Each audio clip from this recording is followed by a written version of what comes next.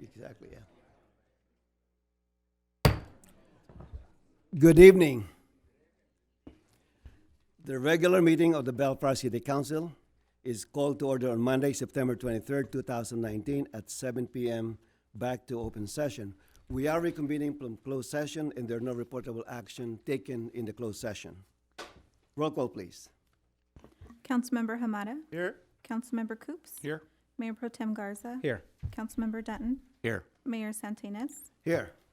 Tonight's invocation will be led by Councilmember Ray Dutton, and then the Pledge of Allegiance will be led by Elizabeth Corpus, the Director of Planning and Building Services. Please rise. Please bow your heads. Oh, gracious God, thank you for all you do. And please bless our actions here tonight and assist us in building a strong and caring community. May you lend us your wisdom to find solutions for the issues that come before us. And we thank you for the opportunity to help others and the opportunity to try to improve our way of life. We ask for your protection and blessings on our military men and women, and may they always return safely to their families. Amen. Amen. Please join me for the pledge. I pledge allegiance to the flag of the United States of America and to the republic for which it stands, one nation, under God, indivisible, with liberty and justice for all. Thank you, Ray, and thank you, Elizabeth. City Council announcements. Let me start by saying that today is a very historic day for the city of Bellflower. The 5 council members, together with our city attorney and city manager and assistant to the city manager, went to Orange County, U.S. District Court, to sign a settlement agreement with the Orange County Catholic worker. It's historic because we're now finally have a good solution to address the issue of homelessness. It's a win-win situation, and as you recall, last September 16, we had a special session to discuss the possible settlement of this lawsuit, and today it was settled. In a nutshell, the settlement agreement calls for it's a win-win situation because the homeless population of the city of Bellflower will get the housing assistance accommodations that they deserve. That is first and foremost. And secondly, at the same time, our city will be able to enforce our regulations. And that's very critical because every 2 years we conduct a survey of our citizens and ask them what are their priorities, what are the things that they want us to take care of. And on the top of that list is they ask us to take care of our homeless issue. And that's exactly what we're doing. So in terms of what it entails, trained professionals will be addressing the homeless population of the city. They will assess their situations, and they will place them in appropriate housing accommodations. And that's very key to help them to get out of that situation. If they refuse the service, then basically we can enforce our regulations. And that's basically first and foremost in terms of our citizens. They want us to control our sidewalks. They want us to control our parks because some of them had taken over our parks and they have taken some of our sidewalks. So it is a good solution, and we're as I said, we just signed the agreement today, and we will work to implement this agreement. And I really want to thank the U.S. District Judge David Carter in helping us shepherd this agreement. I also want give a big thanks to our Mayor Pro Tem Juan Garza because he brought this issue to us and in terms of final solution in December of 2018. He gave us a long presentation. He showed us a slide presentation of what a homeless shelter looked like in Orange County. So he did a great job in shepherding us through this process. I also want to thank my fellow council members because it was a unanimous vote. It was 5-0 that we voted to take care of this issue and again have signed the settled agreement. I also want to thank our city attorney, our city manager for the great help, the great work that they put into this agreement. It took a lot of discussions with the attorneys on the other side, and in the end, what serves us best is they're working towards what is best for the city of Bellflower. So please pray for us, pray with us, because we need a lot of help once we start implementing this issue. And just one footnote, we're the first city in LA County to settle this type of agreement. So we are basically pioneer in LA County. There are several cities already in Orange County who've done the same thing, but Bellflower is the first one in LA County. Okay, so with that, Mayor Pro Tem Juan Garza. Thank you, Mr. Mayor. That's a tough one to follow there. I just right quick, I'm very proud of our city council. I'm very proud to be a Bellflorian, and may God bless us as we undertake this path. So my announcement today is if you haven't purchased your tickets for the 2019 State of the City presentation and luncheon, make sure to do so soon. The presentation is on Thursday, October 3rd at 11:30 a.m., so that's next week, at the main event center. Tickets are $20 per person. Tickets may be purchased online by visiting the city's website at www.bellflower.org, or for more information, please call area code 562-804-1424, extension 2267. Thank you, Mr. Mayor. Thank you, Mayor Pro Tem Garza. Councilmember Ray Dutton. Thank you, Mayor. The YCAF Annual Kids Talent Show will be taking place on September 28th at 7 p.m. here at our very own Bristol Civic Auditorium, and it's just adjacent to these chambers. Pre-sale tickets are on sale for $10, and they will be $12 at the door. For more information, please call 562-867-3524. Thank you, Mayor. Thank you, Councilmember Dutton. Councilmember Raymond Hamada. Yes, thank you, Mr. Mayor. Okay, my announcement is that the Bellflower Chamber of Commerce invites businesses, service clubs, and the community to join their monthly morning meal taking place tomorrow, Tuesday, September 24th, from 9 a.m. to 10 a.m. For more information, please call 562-867-1744 or speak to that distinguished gentleman out there in the audience with the black cap, Larry Weehaj, the president of the chamber, and he'll be happy to tell you about it. Okay, thank you, Mr. Mayor. Thank you, Councilmember Hamada. Councilmember Dan Coops. Thank you, Mr. Mayor. Just a reminder, the 21st Annual Bellflower Car Show will be taking place this coming Saturday, September 28th. Starts at 2, it's over at 7. Come and join over 10,000 people and see over 200 classic cars and trucks. There'll be great food from local restaurants, there'll be food trucks and live music. Entry's free and it's open to the public. And Larry, when we get to public comments, make yourself available so you can promote what we're doing here. Thank you. Thank you, Mr. Mayor. Thank you, Councilmember Coops. Tonight we have several presentations, and I'd like to reprioritize the agenda for the presentation. I'd like first to start with the Pedestrian Safety Month, followed immediately by the presentation for Good Corporate Citizen for compliance with wastewater safety by the Sanitation District of Los Angeles County. The recipient of that award, of that recognition, is Superior Dyeing Inc., accepted by the owner, Armando Ochoa, and his son, Chris Ochoa. And after that, we'll be getting a presentation from the, it's the opposite now. We'll be getting a presentation from the volunteers on patrol and the Lakewood Sheriff's Station. So with that, I'd like to invite my colleagues to the riser for the presentation first on the Public Safety Month. I'd like to invite the members, the crossing guards, will be the recipient of this proclamation.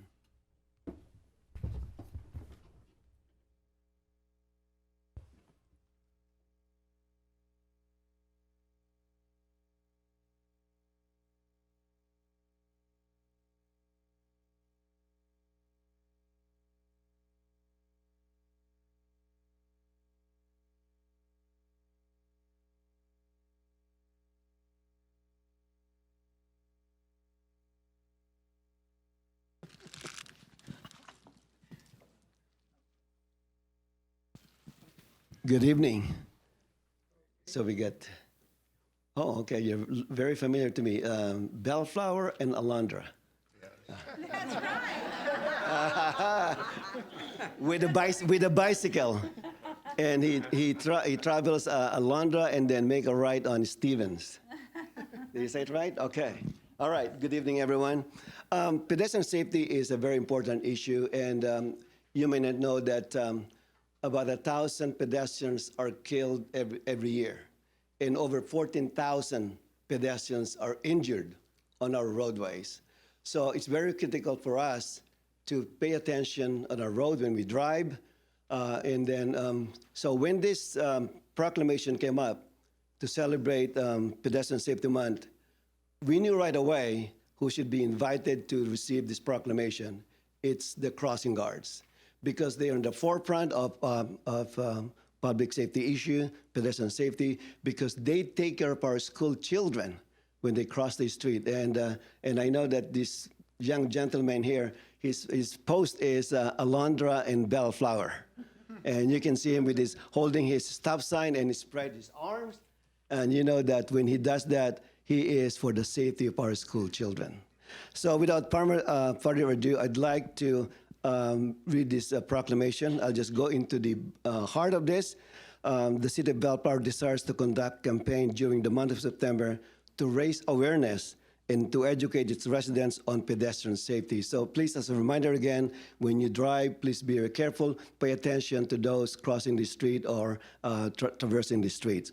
So now, therefore, I, Sonny R. Santa Ynez, Mayor of the City of Bellflower, do hereby proclaim September 2019 as Pedestrian Safety Month and urge all pedestrians and motorists to be more aware of their surroundings and be cognizant about the dangers pedestrians face, so that injuries and fatalities can be reduced on California's roadways. Signed, Mayor Sonny R. Santa Ynez, Mayor Pro Tem Juan Garza, Councilmember Ray Dundon, Councilmember Raymond Hamada, and Councilmember Dan Coops. So I'd like to ask the spokesperson for the group. Thank you. And also if you can introduce everyone here. Yeah, this is Richard, and this is Benjamin, this is Teresita, this is Latresa, and this is Marquise. These are only part of my crossing guards. We have 12 crossing guards in the city of Bellflower, and they are out there every day protecting our kids. And I think that this is really nice. That's really nice. You honor them. Yeah, they need to be honored. Thank you. Thank you. Thank you. We really appreciate that. Thank you so Very much. nice. Thank you so much. Thank you. Thank you so much. Thank you so much. Okay, thank you so much. Okay, Can they hold this? take a photo. Join us here. You guys in the front. In the front. You two can come forward. Okay, I'll get in the back. There you go. Yep. There you go.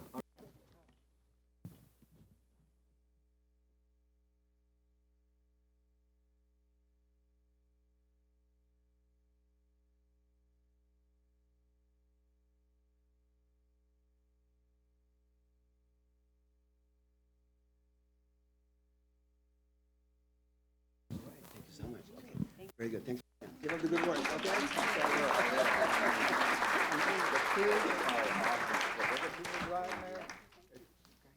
good.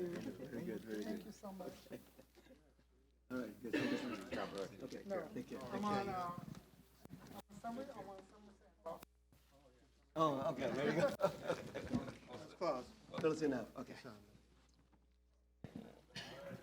Okay, for our second presentation, I'd like to invite the father and son duo, Armando Ochoa and his son, Chris Ochoa.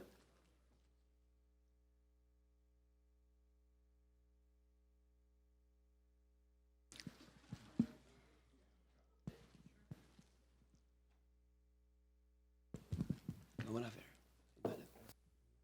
Thank you very much.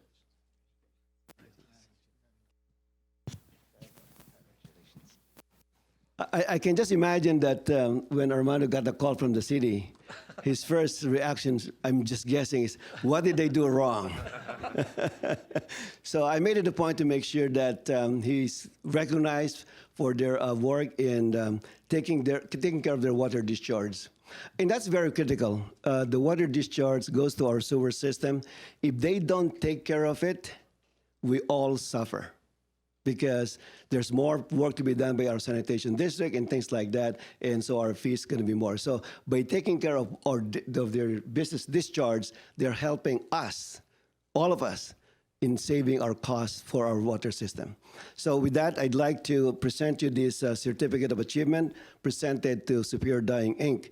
for congratulations for being a Sanitation District 2018 wastewater discharge compliant bid. So they're very compliant in terms of the regulations promulgated by the Sanitation District. The city applauds your efforts in industrial compliance and wishes you continued success. So signed by Mayor Sandy R. Santa Ynez, Mayor Pro Tem Juan Garza, Councilmember Ray Danton, Councilmember Raymond Hamada, and Councilmember Dan Coops. So can you tell us about your business and what you do for this recognition? Thank you very much. Thank you, Council. Thank you, members of the Council. Thank you, Mayor. It's very reassuring and encouraging to be recognized for your efforts to run a business within compliance. It's very difficult, but it's very reassuring. I always tell the people who come to visit us once in a while, to make sure that we are within compliance. I always tell them,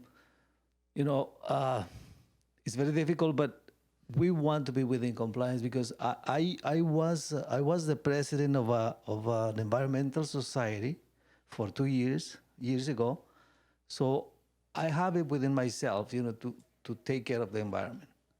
So I do make an extra effort to make sure that whatever we do, not only about the water, but about safety for our employees and about everything else that we can do within our capacity. Sometimes it's hard. The business has been here in Bellflower for a little bit over 4 years. We moved from Los Angeles to Bellflower, and it was a hard transition, but we're happy to make progress, and we're very happy to receive this award. And thank you very much. Okay, thank you. Thank you.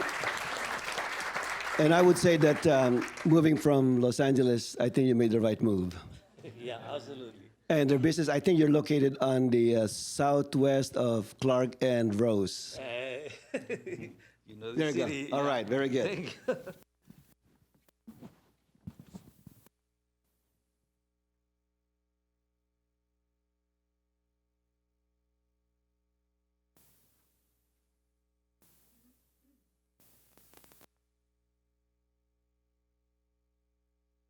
Thank you so much. Okay, congratulations.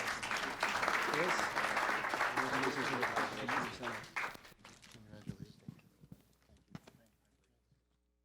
Okay, so we're not used to this. Mark Bowman, do you want to make the presentation now? Do we stay here? We're not used to this. It's our first time to get a presentation. Oh, of course. Oh, what a deal. Okay. Good evening. I'm Mark Bowman. I'm one of the volunteers with the Los Angeles Sheriff Department. With me from the Lakewood Station. What we'd like to thank the mayor and council for, you are the 5th city in the past 12 months to sponsor a workshop and training for us. The one you recently sponsored was held over at Sims Park. It had to deal with cybercrime and real estate fraud. It's been very generous. We are over 72 people attended it. It was very considerate of you to do that for us. So I'd like partner Bill Baca here to read this to you. Okay. On behalf of the volunteer program at the Los Angeles County Sheriff's Department, I'm truly honored to present this certificate to Mayor Santa Ynez on behalf of all of us in regards to this continued support not only Mayor Santa Ynez does, but also his colleagues on the council and you, the residents of Bellflower. We have approximately 1,200 volunteers within the LA County Sheriff's Department, and we're always looking for volunteers. So if you're interested, call down to the station and ask for Detective Julie Williams. Catch me, and I'll give you her phone number. I owe her. So on behalf of us, I'd like to present this in recognition of your continued support of the Los Angeles County Sheriff's Department Volunteer Program. Thank you very much for you, and we look forward to your continued support in the years to come. Absolutely. Thank you. You can Thank count you. on that. Thank Okay. you. You get to talk now. I've been talking like All I can say is, on behalf of the city, thank you so much for this recognition. As I said earlier, we're not used to getting recognition, but you're almost welcome. Thank you.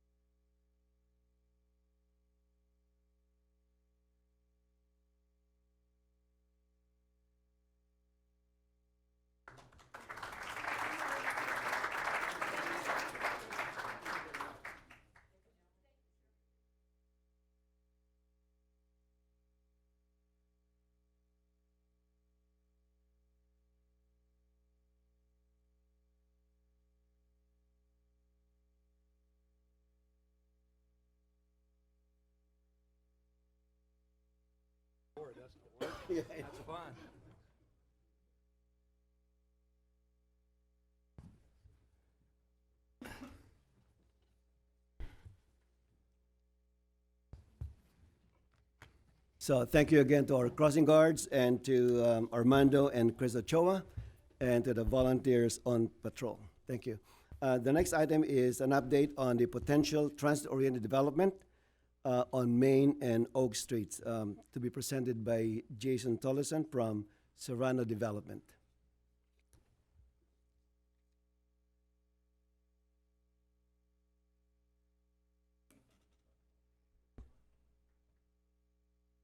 Press.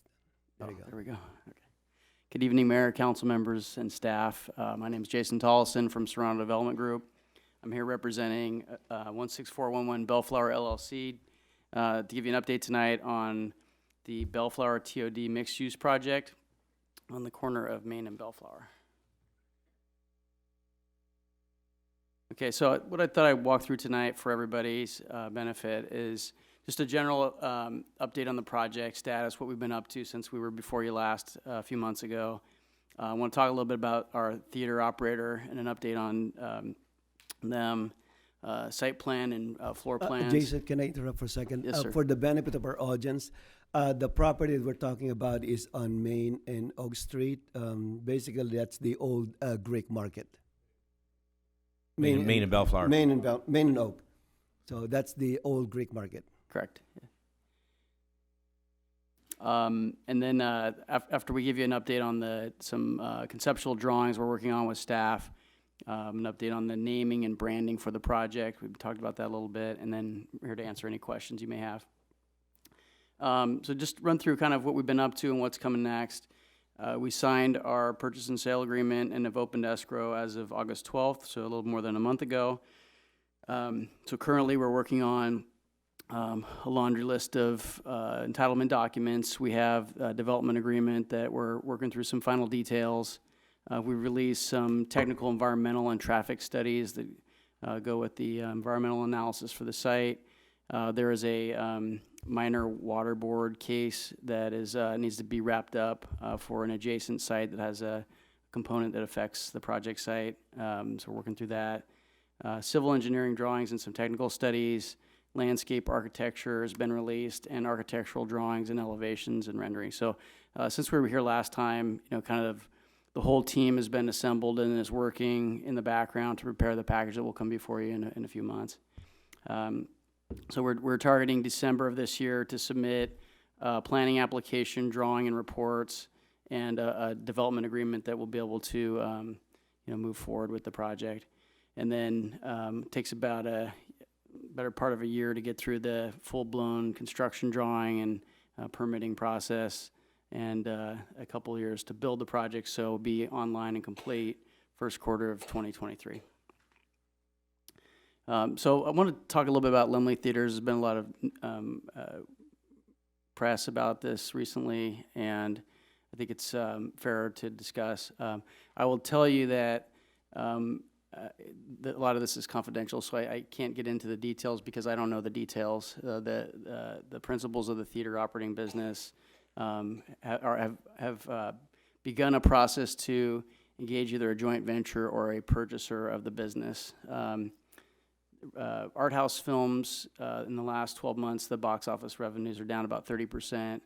And I think partially that's due to just a dearth of content, good content, that affects sales, but also changing distribution channels for that type of film, i.e. Amazon and Netflix, that type of distribution. So that they don't know yet whether this is kind of a blip in the process or the market is changing generally. So Lumley has decided to engage a consultant to go out and see what their options are. And really that's as far as it's gone. So I think we're looking at one of three potential outcomes for our project here in Bellflower, because Lumley was a portion of what we represented, we were going to bring to the city. So either we'll continue as planned, and we'll have a Lumley Theaters in the project, or that there'll be a successor to Lumley, whoever purchases Lumley. I will say that the economic structure for the theater is extremely favorable, and I think it's highly likely that another art house operator would want to take their place. Or we have a placeholder for a future entertainment use, and we covenant in our entitlements that we're going to restrict the space for that purpose. So one of those three options will lead us to as close to the result that we started with as possible, and I will have a clearer picture for you in a couple of months, is what Greg Lumley is telling me about what's going on with his process. So that's what we know for now. I also wanted to give you some comfort that we have a couple other projects going on. These things are actually being built, and Lumley are as part of both of these projects. They're a little different, actually. So I'll start with Newhall Crossings. This is in Santa Clarita. So you can see this is a full city block, city with some very similar dynamics to what we're doing here. A city constructed parking structure in the yellow box there. Mixed-use project on the right-hand side, which is 47 apartment units over 20,000 feet of retail. And then the red box in the lower left is a Lumley Art House Movie Theater. It's under construction. This should all be done first quarter next year, so we're getting very close to the finish line. And every intention to open all components of this, including the Lumley Theater. This is another aerial view. You can see kind of the same things here. And then Azusa is another similar project, again, mixed use, retail, Lumley anchored. And I just wanted to let everybody know that we pulled our permits last week and we started construction today. So that project is underway. I know there's been some uncertainty about that in the press as well, but that, I just wanted to let everyone know that is moving forward. So I offer it only for context. So that leads us back to Bellflower here. So this is an updated version of a plan you've seen previously. We are now looking at a total of 91 apartment units, mixture of 1 and 2 bedroom units, 53 one bedrooms, and 38 two bedroom units. When we originally submitted the RFP, we had a lot less parking, and so the feedback we got through the process with staff was, parking is now of heightened concern because of Steelcraft opening and just some of the, considerations of the positive impacts of growth of the district. You have to accommodate that with adequate parking. So we went back and changed the plan somewhat. So I'll explain that in a second. But we have still the same core components, and then up on the corner of Main and Bellflower Boulevard, we have the public plaza, which is kind of a central courtyard space that's a corner focal point for the project, with the colonnade kind of running north-south on the far right side of the retail building. And then a 4-screen art house theater with about 5,000 feet of retail flanking in the front. So more or less the same project we saw before. And one of the things I want to point out is with the increase in there's trade-offs here. So with the increase in parking, originally on Main Street, we had the entire northern elevation of Main Street was had some form of retail, and so to make room for the extra parking stalls, to get the stall count and ratios up, we pared that down a little bit in a way that we think doesn't materially affect the activation for Main Street, but allows us to fit more stalls in. So I'll give you, this is just some ideas and precedent imagery of direction we're heading with planning staff, trying to figure out what's the right combination of parking and street activation. So one of the things we're talking about doing is on the upper right corner of the Paseo, the pedestrian Paseo, and Main Street, having kind of a kiosk-sized retailer. We think that will be a successful concept. There's a couple of precedent images where you can see, kind of a small coffee shop or something that will take advantage of the station when it eventually opens. The other thing we're talking about doing here is having some bike infrastructure that is really for the residents of the apartment building, but it's kind of, it activates the street in the sense that there's a bike workshop, there's storefront, there's lights, and people have close proximity from the building to the train station, bike trail, and other bike infrastructure. So it'd be something that'd be kind of interesting to walk by. And then a mural sort of like you see in the upper right. And then potentially some partner with Metro for bike stations. The Metro has a bike station program. We think this would be a good place for it, so we're looking into that. And as well, a designated place for ride share loading and unloading. So the whole idea is that this northern elevation has people walking and participating in the streetscape on a regular basis, so you don't encourage any sort of blight. So we'll talk a little bit about parking, just to elaborate on my comments earlier. So we are parking, the original instruction in the RFP was, just park what you think you need for your project. And so, as I mentioned, since that time, there have been heightened concerns about parking. So our original parking ratio, when we submitted for the RFP, was 1.3 stalls per unit. And so when the concerns were raised about, is that going to be enough to respond to the demand of the building, we commissioned a parking study, and it's a very detailed report that pulls from local examples and academic data and all sorts of different studies to kind of come to some conclusions about what is the demand likely to be. So when we went through that process, we ended up with a conclusion that 1.32 stalls per unit would be acceptable, and that there's support for that number. But we decided, kind of based on the sentiment and our own internal analysis, that we would raise it to 1.52 spaces per unit, and that includes 10 guest stalls that you can see on the right there off the alley. And so we think that is ample based on our experience for projects, studies supporting TOD projects also justify that number. And we think this is a good balance between parking and other amenities on the grade level. And then as we move up on the apartment part of the project, this is a podium project. So basically that means that the whole grade level is a kind of a concrete structure. And then above that is where the wood framing is. This is what you make apartment units out of. You probably see that a lot as you drive around. And so there's a central courtyard facing west with a community room and a swimming pool on this first level of the apartments. So it'll be the second floor from the street. And then a mix of ones and twos kind of spread throughout the project. Everything stacks as you move up. This is the third floor, the fourth floor, and then there's a partial fifth floor on the northern side of the building with a roof deck facing which to the direction we thought would be the best view, kind of looking down onto Bellflower Boulevard that actually would face kind of towards where Steelcraft is. So that's an update on the project. Let me just briefly touch on the naming and branding. We're still in the midst of this process, so I don't have a name or a logo to present to you tonight, but I'm just going to tell you what we're doing. So we're actively soliciting input from residents and staff about the influences in history, historic events, and architecture of the community. We've developed a long list of names based on these influences, and we're in process of reviewing and evaluating those names. As soon as we select a name, we'll develop a logo that comes from that.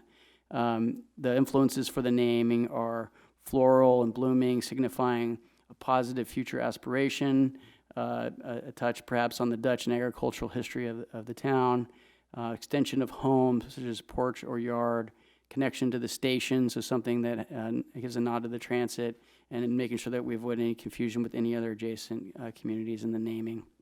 So in the next 2 to 3 weeks, we should have something to share with you as far as that goes. And with that, I'd like to answer any questions you may have for me or staff. Thank you, Jason, for the update. It's a very comprehensive report. Just a couple of, you mentioned that escrow has been open already. That's correct. When do you expect that to close?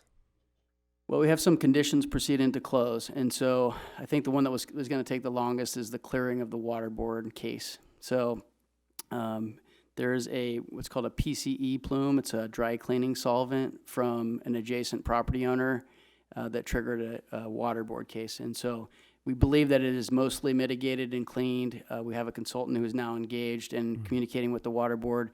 It could be as simple as a few letters being exchanged. It could be as protracted as some additional testing. We're not overly concerned about it. That is probably the most time-consuming piece of what's left to do to close escrow. So I would handicap that's I would say 6 months if I had to guess, something like that. Now you showed the Azusa development. Can you show us more details? Because in the Newhall development, you showed that there's a parking structure. There's the Limley. But how about Azusa? Do you have any? Well, can you describe it? It's a lot further along, so the pictures are better. Okay. I can send you some detail on the project there. I can tell you that it's 163 apartment units. There's a 4-screen Limley Theater and about 23,000 square feet of retail. So it's a little bit bigger than what we're doing here. It's a lot bigger than what we're doing in Santa Clarita. All very similar concepts. There's a Gold Line metro station 1 block to the north. So, we believe in these transformative urban center projects, and all three are very similar in that regard. Okay, very good. Thank you. Any question of Jason? I have a quick question, Mr. Mayor. Can we go to the slide that had the parking layout? Sure. Let's look at this one here. So this is fine. So thanks for working with our staff and improving this. I know that parking has traditionally been a challenge in our city, and I think as we get a little more dense, I think the expectation is somehow this will be challenging.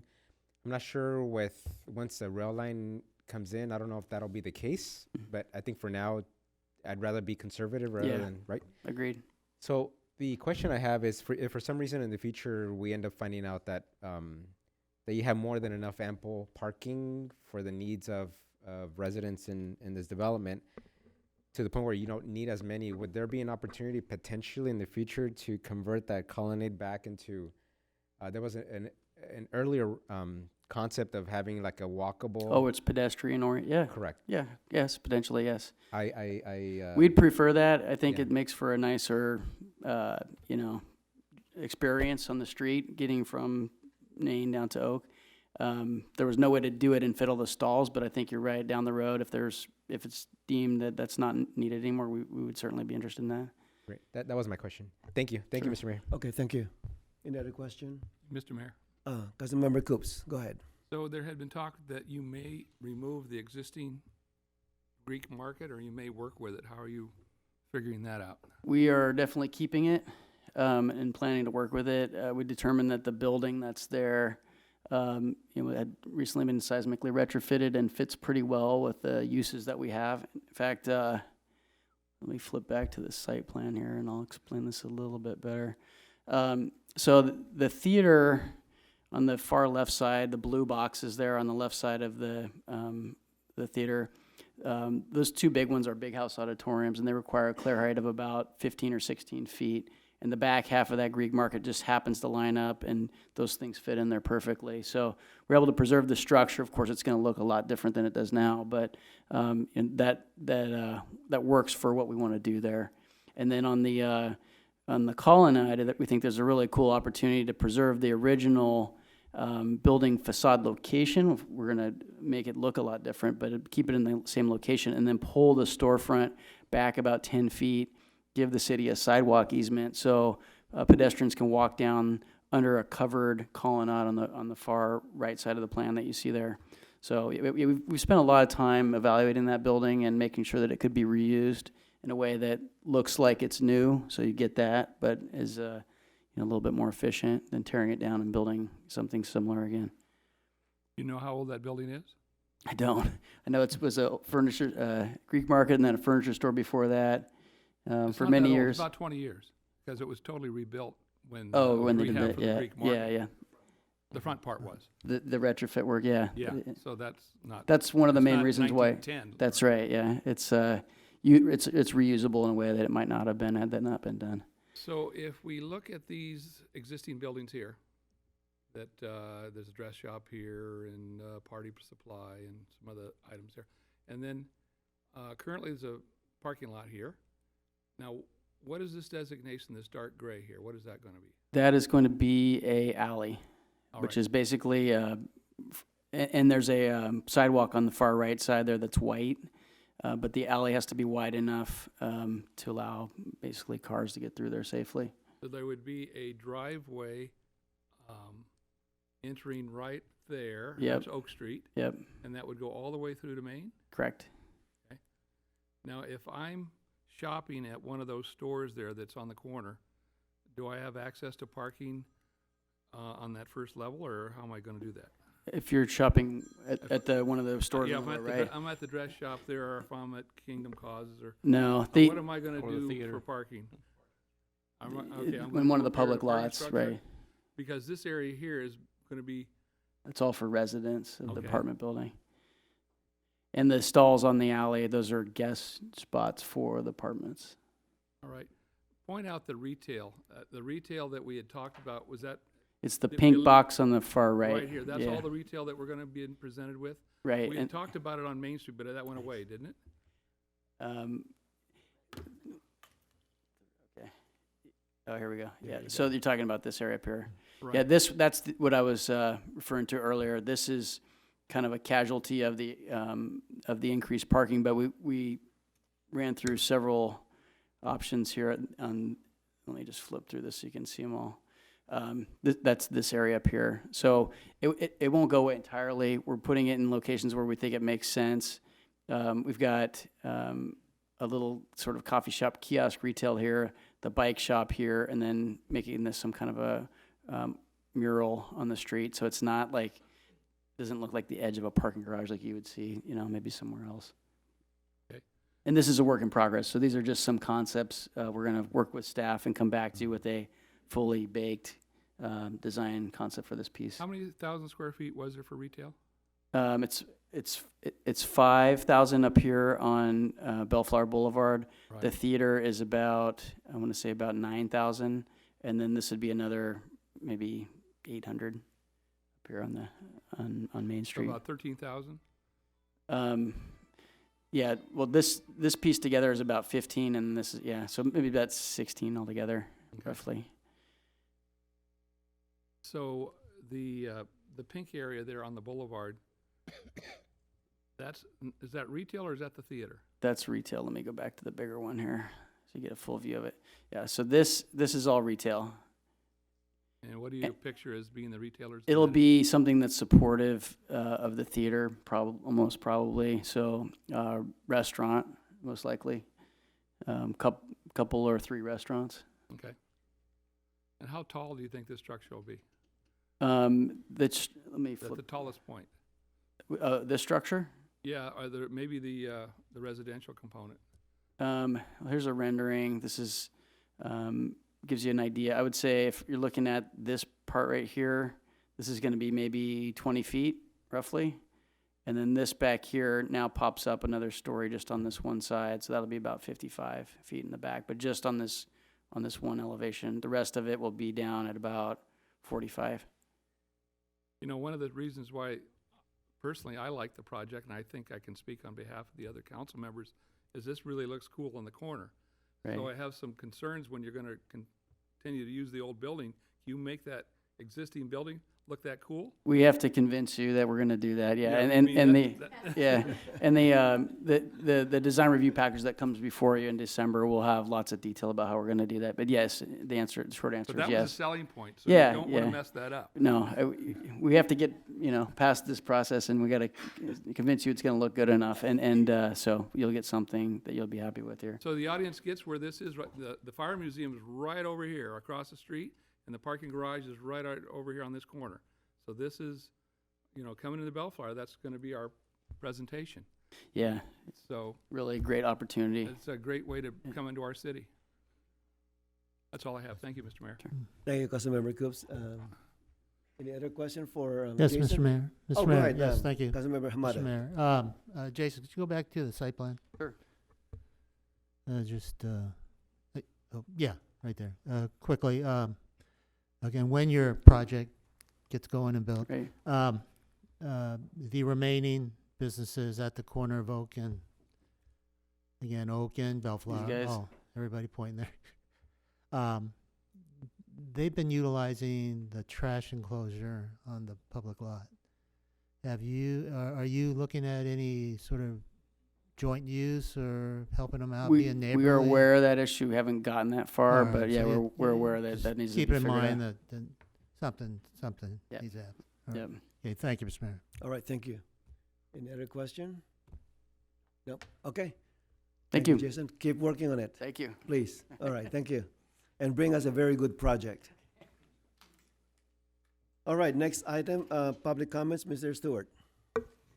This is the time set aside for the public to address the city council on matters not listed on the agenda. Anyone wishing to address the city council should come to the podium, be recognized by the mayor, and state your name for the record. If you wish to address the city council on an agenda item, you may do so by approaching the podium as we review that particular item. You'll be given a reasonable amount of time to address the city council. Okay, it's time for you to speak on an item that's not on the agenda. Please sign in and state your name for the record. Thank you.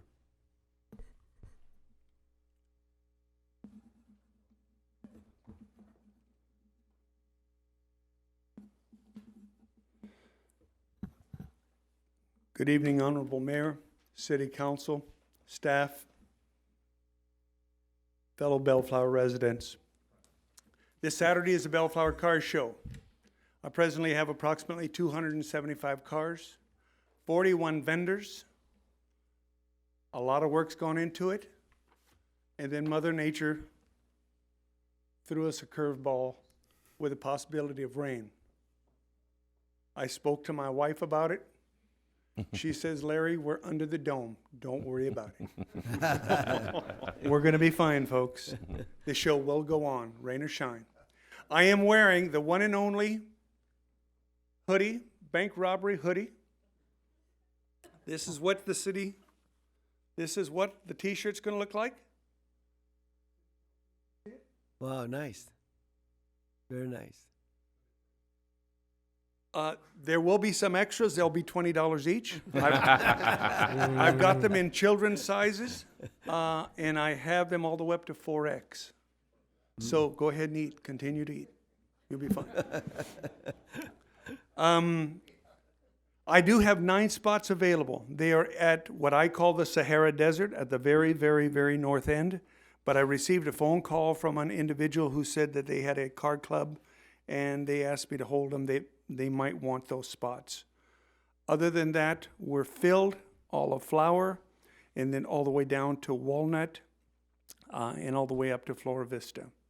There is going to be a dunk tank. It is a fundraiser for an organization that deals with mental health issues for children. I will be in the dunk tank for a short period of time, as will some other individuals from the city. It should be a lot of fun. And second thing I want to mention is tomorrow morning, 9 o'clock, we will have our monthly morning mingle at the chamber office. It's at the corner of Bellflower and Flower. We get about 50 people. Last month we had Lucille Roybal Allard there. She spoke about some of the political things going on. Very interesting to have her in the house. So everybody is invited. You do not have to be a business owner. It's a lot of networking and a lot of important information is passed along. And with that, I'm going back to work. Thank you very much. All right, thank you, Larry. Thank you. Pleasure.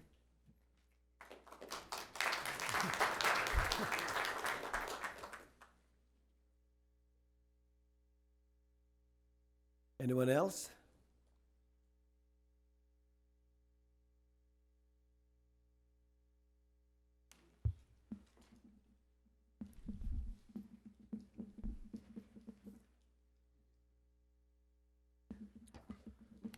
Okay, I'm Mr. Whitehead, and I'm following up on last month's meeting. I inquired about the negotiations with CR&R and whether or not you'd be hanging out your shingle and soliciting other bids from other trash companies. So what is the current status of that stuff?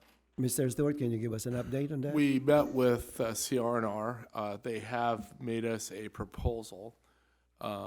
We have a due diligence obligation to the current contractor to review the proposal, and our consultant's reviewing it now.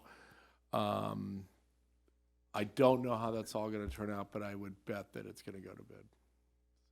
So that means the city will be hanging out at Shingle. I'm guessing most likely, unless there's an incredible deal to be had, which I haven't seen yet.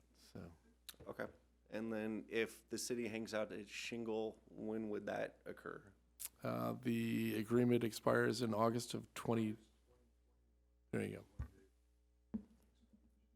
The game plan is we would have to start the project in enough lead time to allow 6 months for the transition for a new hauler. So I'm guessing the new year is when we'll start. And that'd be the new year of 2020? Correct. Okay. Thank you for your time. All right, thank you. Anyone else?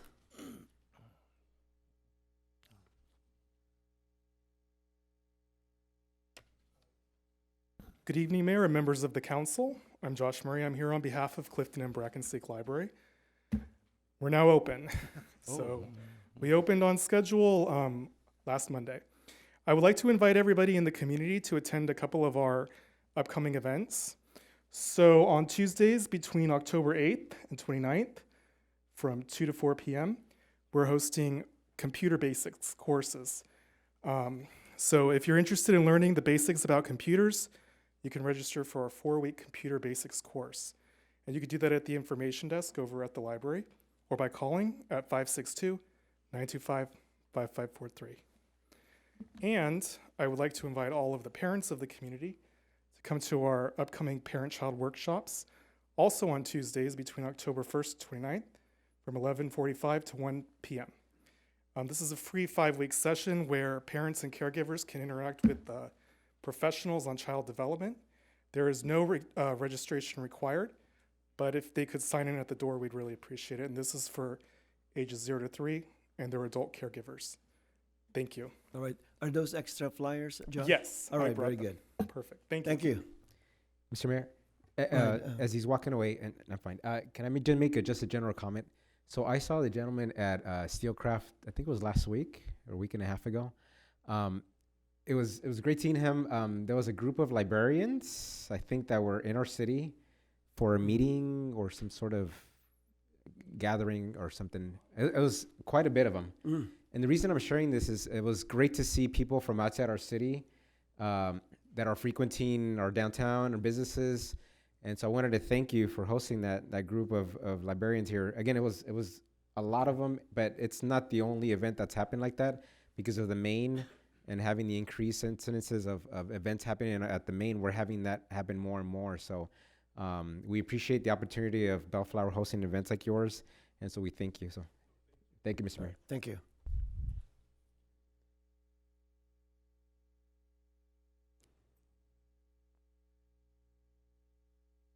Well, Honorable Mayor, council members, Good evening, Mr. Butts. staff, ladies and gentlemen.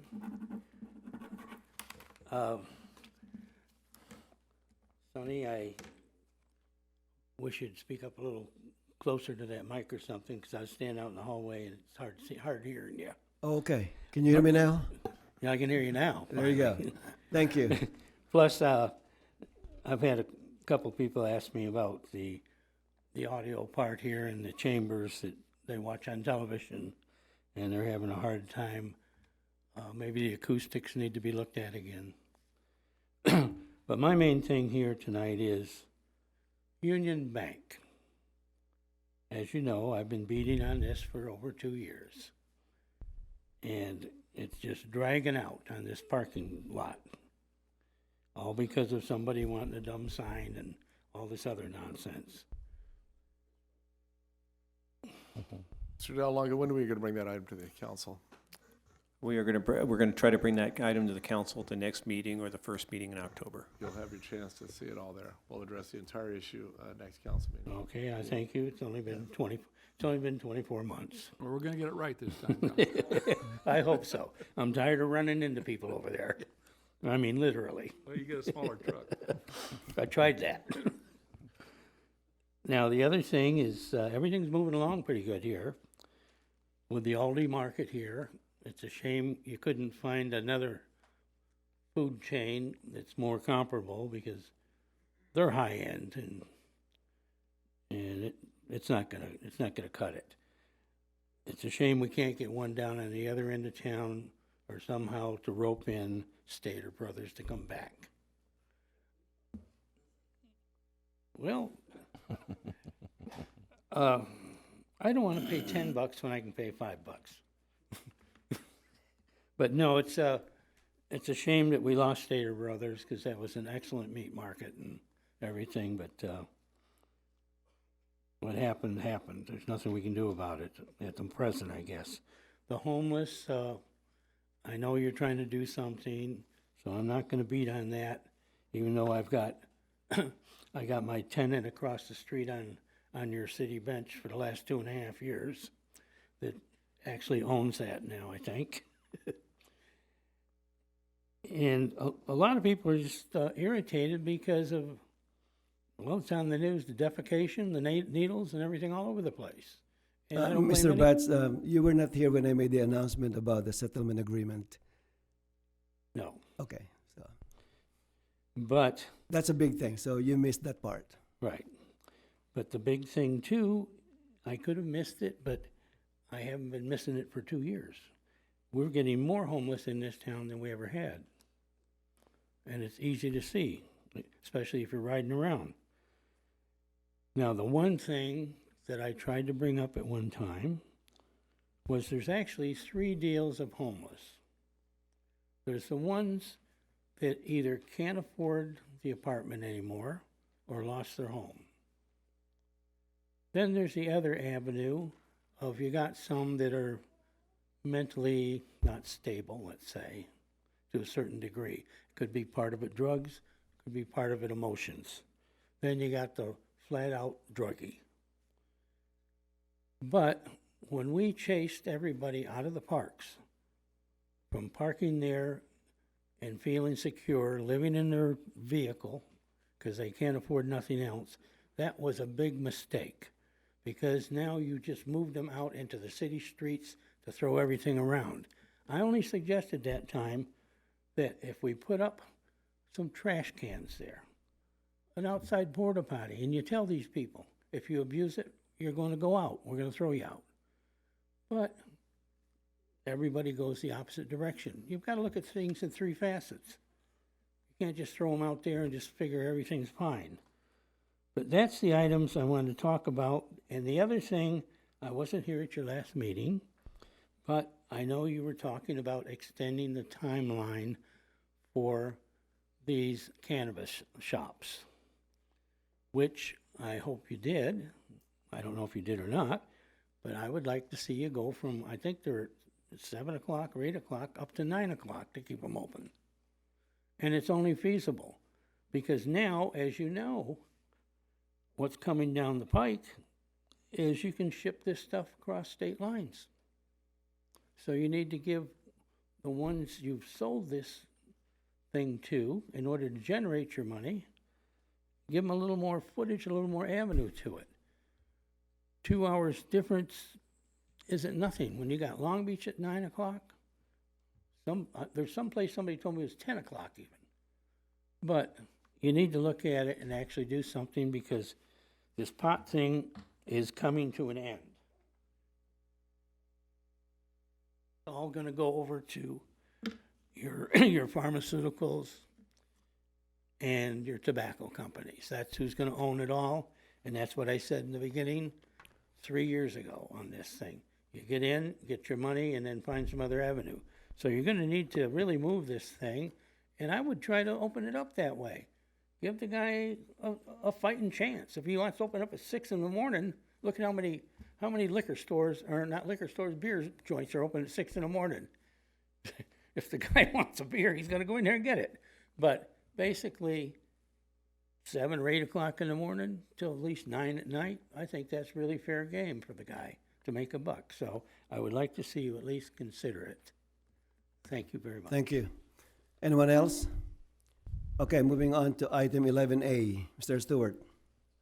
This is consideration and possible action to conduct a public hearing and adopt Resolution 19-77, a resolution authorizing the city manager to execute a purchase and sale agreement, file number 843, in a form approved by the city attorney between Bellflower Cedar LLC and the city of Bellflower for the disposition of real property located in the assessor parcel number 7161-013-901. Thank you, Mr. Stewart. Good evening, Honorable Mayor and members of the City Council. The item before you is described by Mr. Stewart as the consideration of the sale of the property at assessor's parcel number 7161-013-901, which is generally located at the northwest corner of Bellflower Boulevard and Cedar Street behind the locksmith store. The subject site is landlocked and vacant and is approximately 2,240 square feet in area.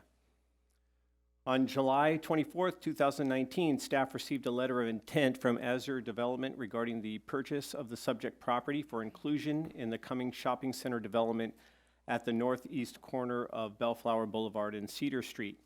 The purchase offer for the subject property is $23,500, supported by an appraisal by Cushman Wakefield. The sale is contingent on the buyer's acquisition of the privately owned property adjacent to the south of the subject property.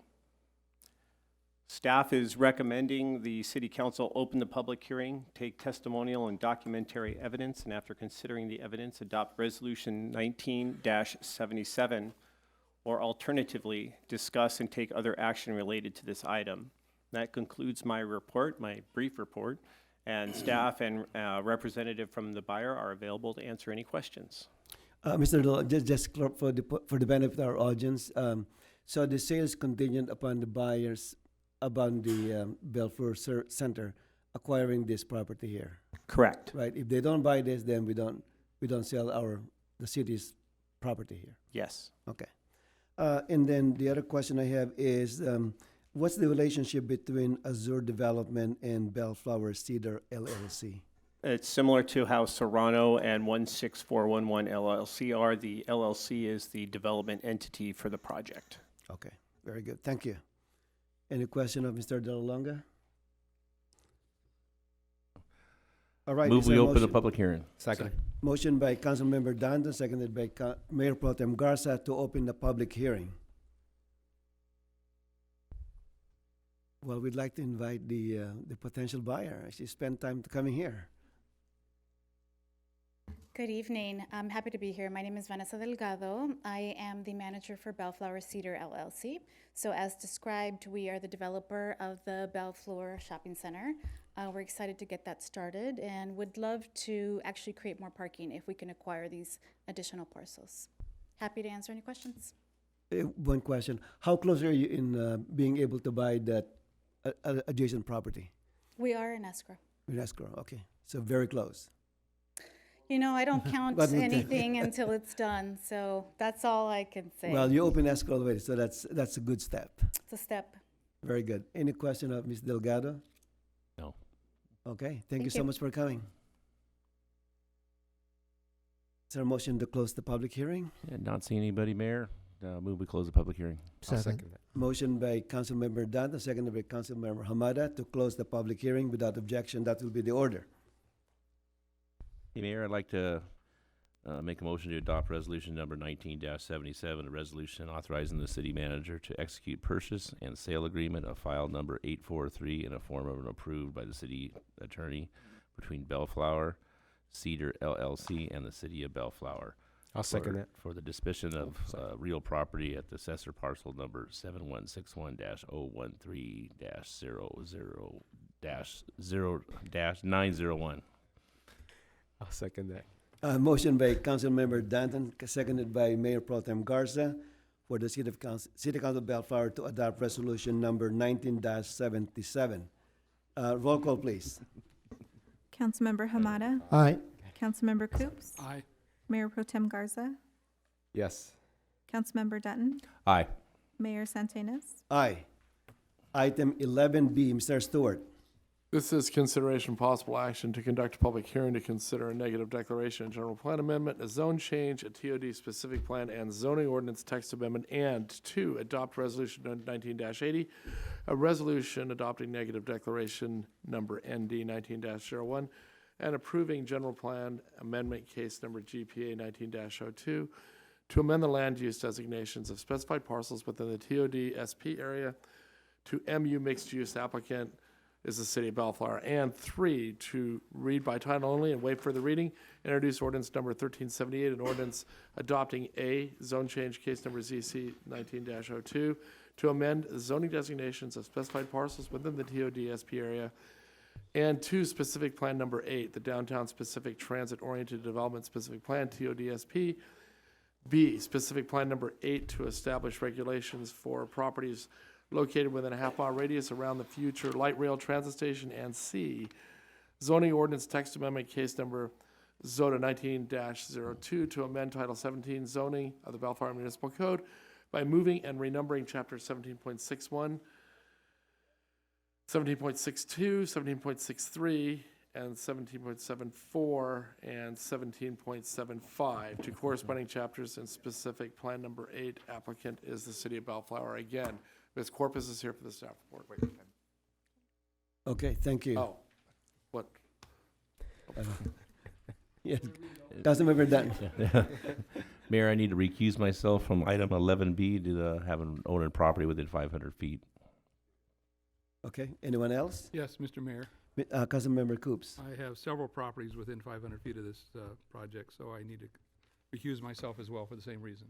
All right, let the record reflect that Council Members Danton and Coops are recusing themselves on item 11B.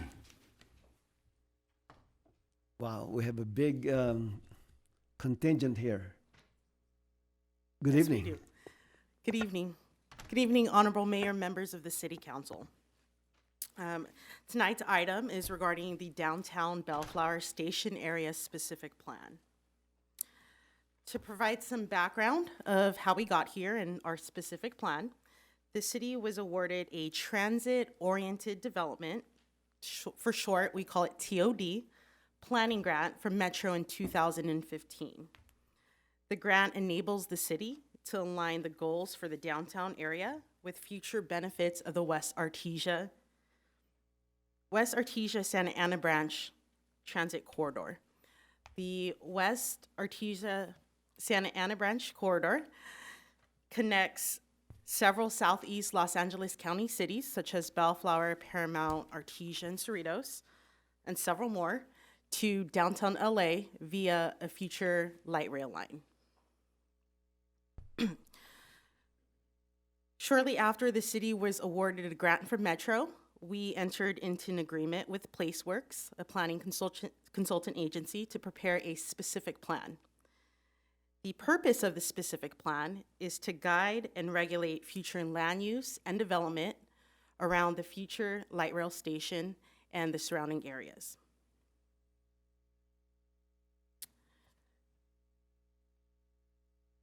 The specific plan boundary was established from Metro. It's hard to see on this aerial, but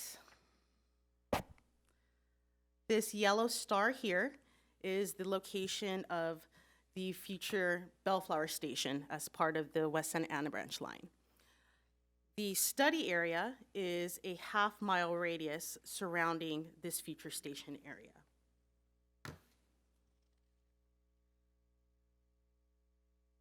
Within this boundary area, there are 6 plan areas.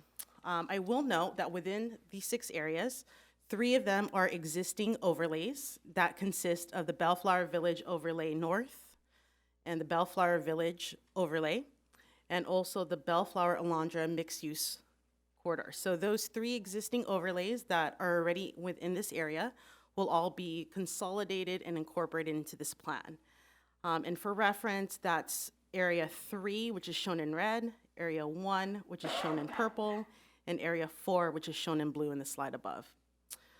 Being proposed tonight is 2 new mixed-use overlay areas, and that is shown in sub-area 2, which is the green that's shown on the screen, and then sub-area 5, which is shown in the pink.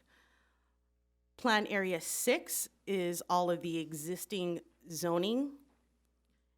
No changes to plan area 6 in terms of zoning is being proposed as part of this SP. So to reiterate, the purpose of the specific plan is to regulate future land use and development. With that being said, there are 2 new overlays that allow some flexibility from your standard underlying zoning. It would encourage mixed-use development within these areas. And again, that's the mixed-use transit overlay zone, that's in green, and the mixed-use corridor overlay zone, which is in red below. With that, I'm going to turn it over to our consultant from PlaceWorks. Her name is Karen Gully. They helped staff in developing the specific plan and have been working with staff, Metro, and several agencies in trying to draft this specific plan.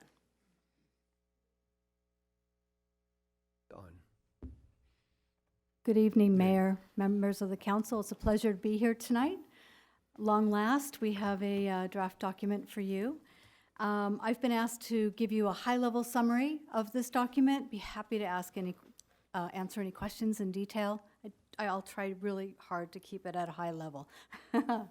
So first off, I wanted to summarize the public outreach process that we went through, and I know that when we all got together for the joint session in March, I went through this in detail, but just as a reminder, through this process, we have done some concerted efforts to gather input from the community.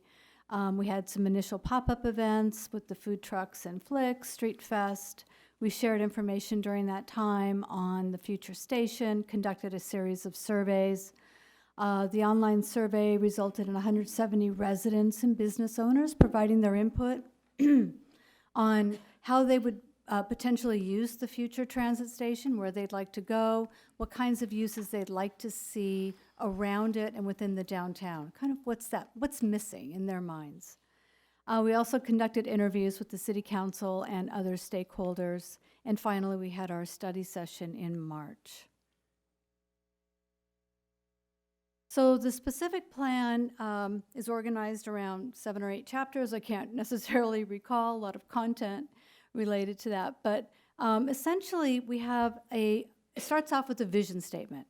A vision statement is a aspirational description of how this area, how this overall study area is going to look and function in the future with your transit station.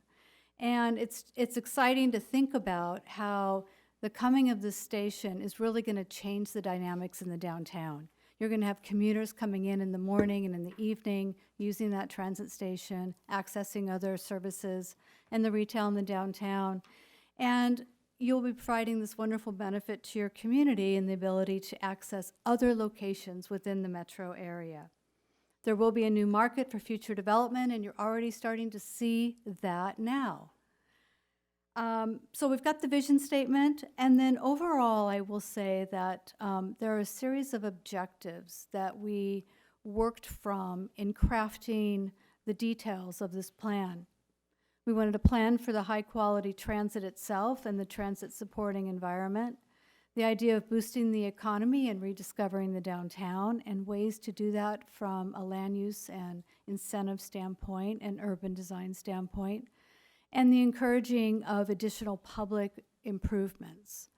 And then finally, one of the other objectives was really trying to promote this overall balance and the mix of uses.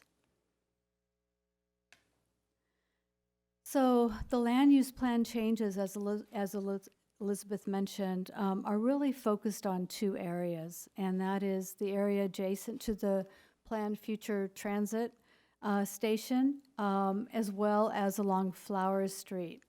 This map shows the colors represent the underlying zoning designations, and then the overlay is represented in the hatching. As part of that effort, what we did is began to test the types of uses and the densities and the urban design requirements that would be needed to create a great environment. So I wanted to show you some of those examples of some of the conceptual planning that went into the provisions and the standards of this code. So we have the station and the TOD as the first example. I don't know, can you highlight it with the highlighter, perhaps? Thank you. It provides a conceptual example of how future development could happen at that site, adjacent to the transit station or adjacent to the loading area of the future transit station. This could potentially be a joint development project with Metro, where you could have ground floor parking for the station, above that parking for the residential, a series of residential units with open space as part of a courtyard on an upper floor, with the ground floor being facing Bellflower, activated by commercial uses, and a grand plaza. So through that, we learned density, we learned the kinds of uses that could fit in that area, and we used that to craft the development standards. Above that, we have another example of how we began to look at how future TOD could happen on the east side of Bellflower Boulevard within the existing standards you already have as part of that overlay zone. Next. Along Flower Street, this is another key area. What's envisioned here is lower intensity mixed-use development, allowing future property owners or existing property owners who want to upgrade or sell their properties to have an additional option for development. This particular example is showing how within one or two parcels you can get a whole range of either mixed-use buildings or new multi-story, three-story walk-up townhomes along Flower Street. We see this area as another key area that's going to transition over time and really provide the kind of entrance into the downtown that you're going to want to see. The specific plan has a variety of development standards as well as design guidelines. For the two new mixed-use overlay zones, there is a listing of the kinds of permitted and conditional uses, really tailored to what is envisioned for these two areas. There are also a series of design guidelines in Chapter 7 that are new, and they are really focusing on what's important for creating place both around the transit station itself and then also along Flower Street. The development standards call for new open space requirements. We provided some flexibility for developers to determine whether or not those open space requirements are met through private or common areas. However, there is a lot more detail in terms of how those open spaces are designed and located and accessed. We've also included additional requirements for landscaping and how that is to be treated. As part of the development standards, we've got new parking requirements that are slightly reduced from your current standards. I think if you'll recall, we came to you back in March and said we were looking into this, and we talked about some of the neighboring jurisdictions that are already embracing TOD and what those standards are. Subsequent to that, the city has met many times internally and has come up with standards that you see in front of you tonight that they feel comfortable with, and that's how those originated. We've also got design guidelines for both surface and structured parking, how those parking areas are designed, landscaped, where they're located, how they interact with the street, are all important details when we're talking about creating much more of a pedestrian-oriented environment. We've also got standards in there regarding building form, massing, how it's located on a site, how it interfaces with the street in terms of entrances, what the facade needs to take into consideration. So those are all now part of the specific plan. Under mobility, this was primarily focused on thinking about access to and from the transit station. And we wanted to make sure that we've got adequate ways to get to and from the station. This particular map is called Pathways. It's showing those primary access points, along with the bus stops that will also help people get to and from the transit station. We also looked at other potential improvements to streets for bike facilities, and we've got some recommendations built into that. And then we also spent time working with staff on streetscape, and have recommended a streetscape, both street trees and other types of landscape for this area. Under infrastructure, we did an analysis of the existing infrastructure systems out there, on all the underground utilities.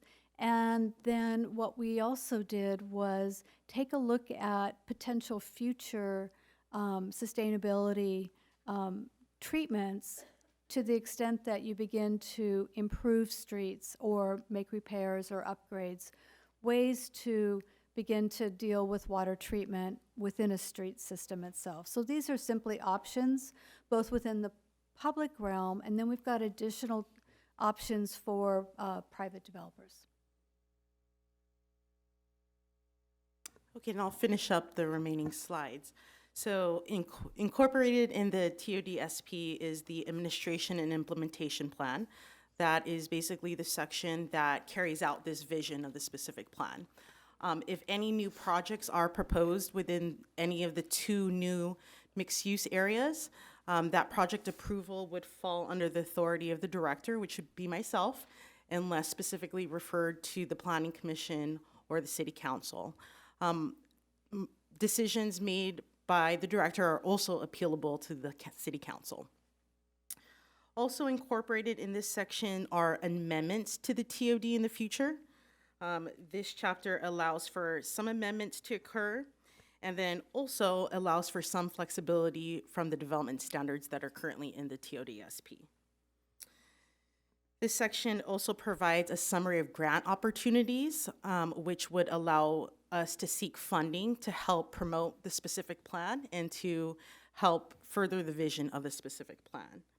And then lastly, in table 8.1, which is on page 720 of your staff report, it goes over the actions and initiatives that the city can take to, again, help further the specific plan.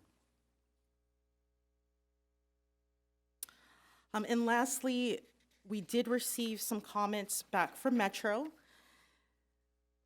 More specifically, they are related to affordable housing and inclusionary zoning.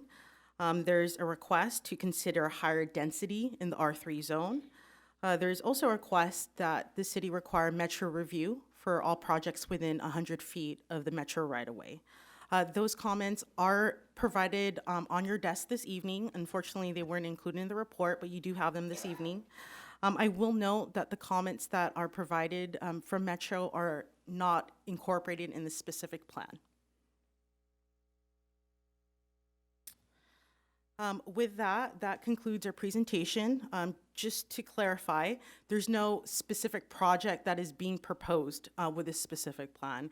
It's a visionary document. It does allow some flexibility from our current design guidelines and development standards, but at this time, there is no specific project.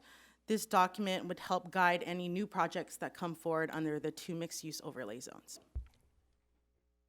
And with that, that concludes our presentation.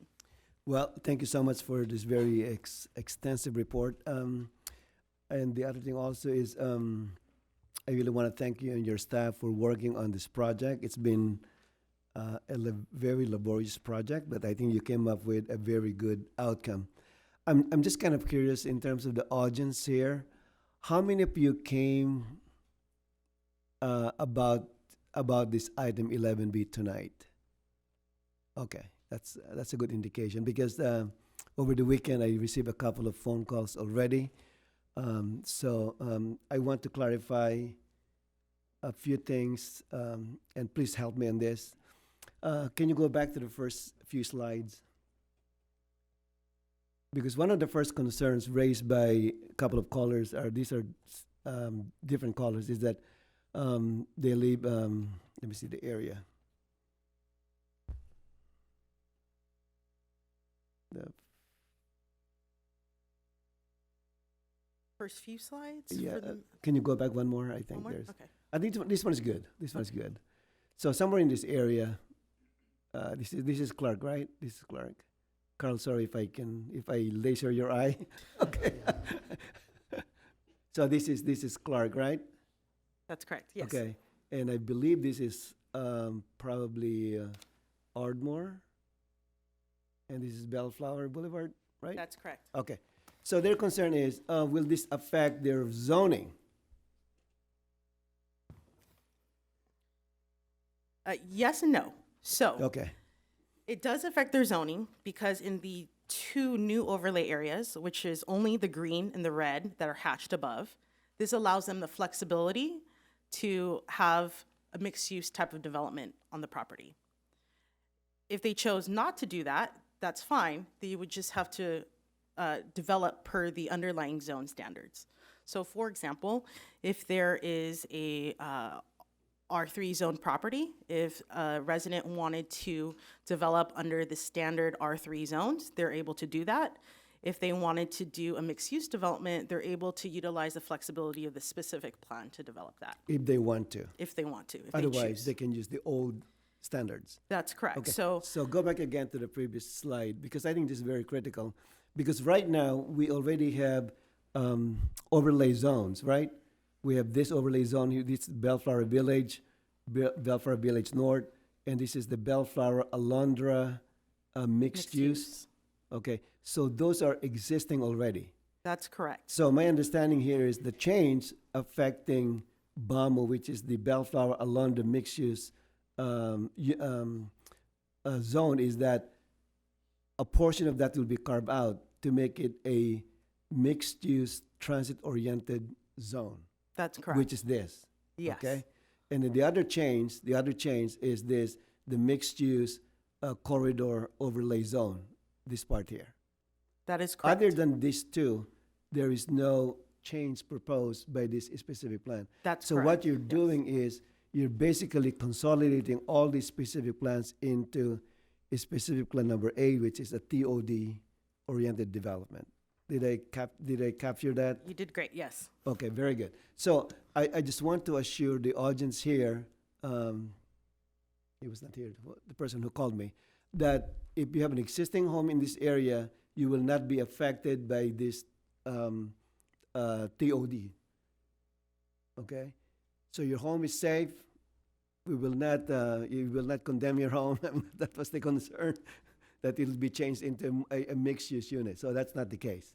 So only if your property is located in this area that you have the flexibility to either use the existing specific plan or use the transit-oriented development plan, also in this case here. Okay? So I just want to clarify that, put it out there to allay some of the concerns raised to me over the weekend. Okay. Now, the other question I have here is, you mentioned that the center basically is somewhere here, the train station. And that's where they started the radius, right? Which is the half a mile. That's correct. So Okay. if I can just go briefly back. They're going to start. Yes. Okay. right there. So, I mean, this is kind of outside of the box question. In the unlikely, I think most likely the train station will be here. Most likely. Okay. But in the unlikely event that for some reason Metro said, you know what, we're going to move it here. So do we need to redo the whole project again? I don't think you necessarily do Or because update it? it's possible it would need some updating, but essentially this covers an approximate half-mile radius of Because where the, the train bound, station because is the gonna boundaries go. may change. If they move the station somewhere, I mean, hypothetically speaking, in the unlikely event they move the station away, further east, then the boundaries will change. The half a mile radius will change. That's correct. And then because we have funding from Metro to do this, it's possible that if they do change it, there could be additional funding in the future to either redo the whole thing, or from a city standpoint, we can undertake that initiative as well if we wanted to extend the boundaries. Okay. Now on the, go back again to the other, the mixed use Okay. So these properties here, we're not including the north side of Flowery Street, east of Bellflower, because this is the post office, the library, the courthouse. Is that the reason why we didn't include them? That's correct. Currently, the zoning of that area is public uses, and Okay. that does include the library and the courthouse. Okay. So we didn't envision development opportunity over there, so that was not considered as part of the overlay zone. Okay. Now, on the parking standards, you mentioned about there's the flexibility for changes to be made at the discretion of the director. So how much discretion does the director have? In the implementation section, Yes. which is the last chapter of the specific plan, there are certain thresholds that I can make a decision on. For example, let me just pull one up.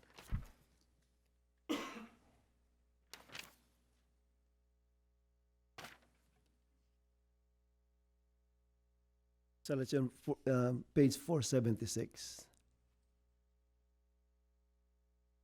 Yes, so like, for example, if there's a building height increase, my flexibility allows up to a 10% deviation. Okay. Typically, anything above that would require a higher level review, so that would either be the planning commission or the council. Okay. All right. Very good. Okay, that's all I have. Thank you. Any question of our staff? Mayor Pro Tem Garza. I do, Mr. Mayor. Thank you so much for the opportunity. The first question I have is, and it just, I hadn't really noticed it until I saw this map. So, but what are these white areas here? That's not a part. So currently, that white area that's just to the north, that currently is already a specific plan, that's a manufactured home development. Okay. And then here, which is Flower, is actually Library Gardens. Got it. Perfect. Great. Thank you.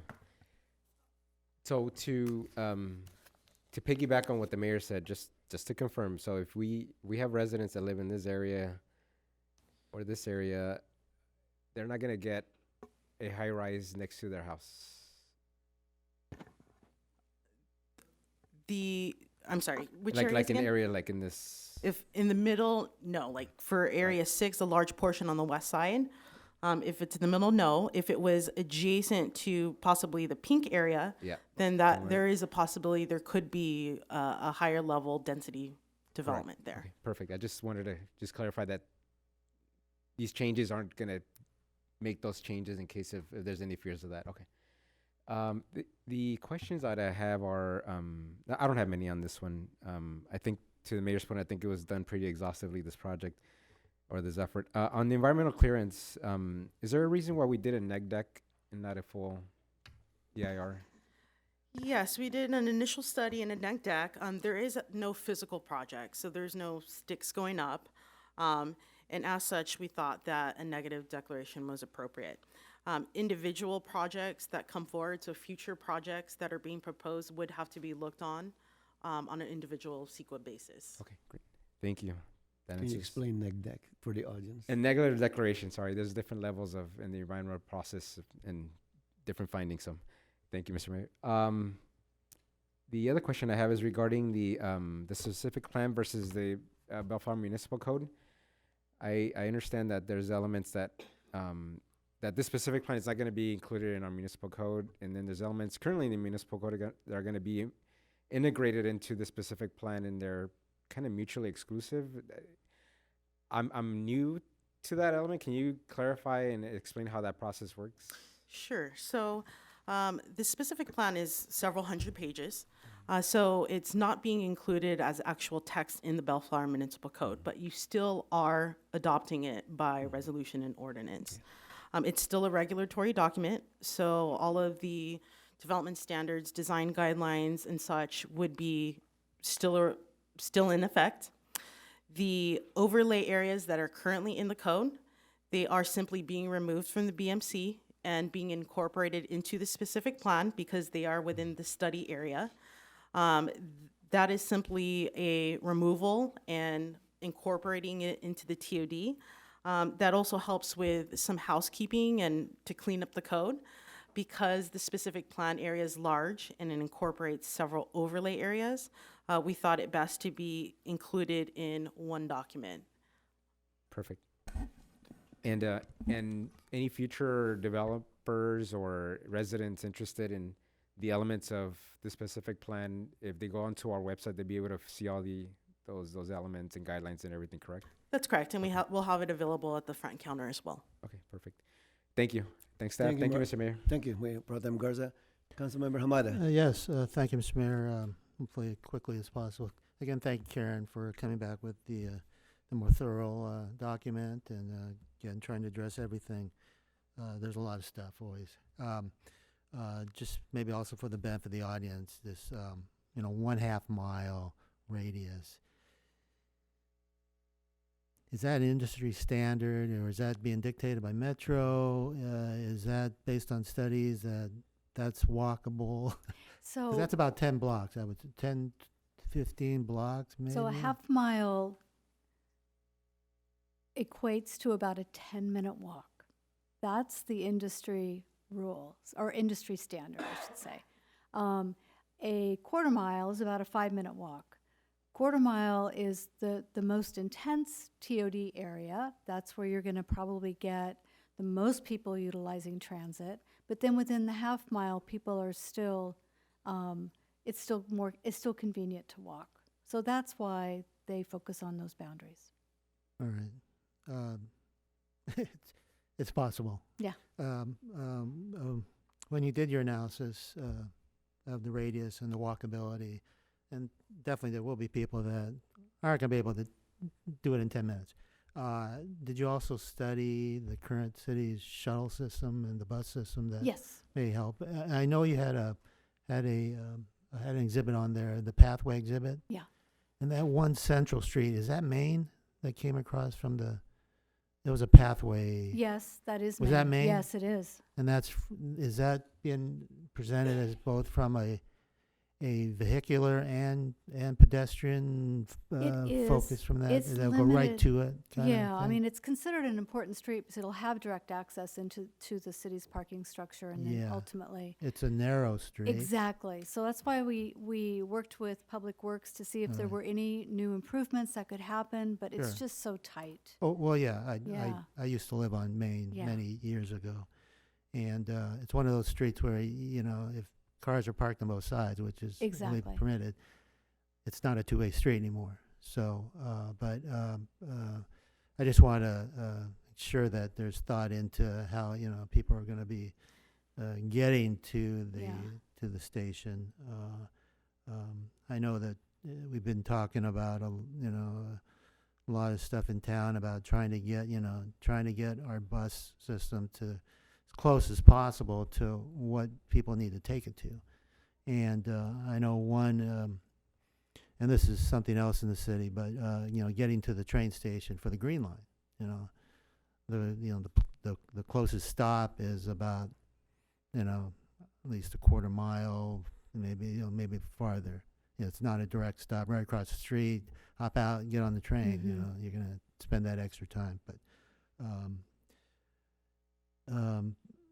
Parking again is going to be critical. It's going to, work both ways for a developer and the city, as we need parking, it's, build it and we're not sure that, they will not park kind of thing. The reduction, was that based on the IT standards? Plus, you said you did a survey of surrounding cities. So it's actually higher than County of LA and Alright. some of the other surrounding cities and their TOD standards. It's higher than that. It is not as low as what we were originally looking at. I can Alright, tell you good, that. good, Do you want to add anything to that about the parking? Yeah, that's correct. So there were some studies that were done and able to support that. I believe there was some ITE studies that were done. There was a survey of surrounding areas that were done. There was a whole parking management plan that was initiated as well to start looking at that. And so based on all of that, and then also some direction from staff and the sentiment that we were getting regarding parking, we didn't feel that a low number was appropriate. And so we landed on something that we thought was justifiable. Again, just for the benefit of the audience, again, IT is the Institute of Transportation Engineers. It's national study. They take scenarios, developments, and they try to calculate them all together and take an average, and then hopefully that that information is useful when trying to figure out development in the future. There was one standard about the unbundled Yes. parking. I was So gonna bring that up. Maybe you might want to Yeah, maybe so, benefit. There are a number of strategies to really maximize the use of the available parking. And one of those is, as you've got future projects coming in, like the one you heard from tonight, and the gentleman has a parking structure with X number of spaces assigned to each unit.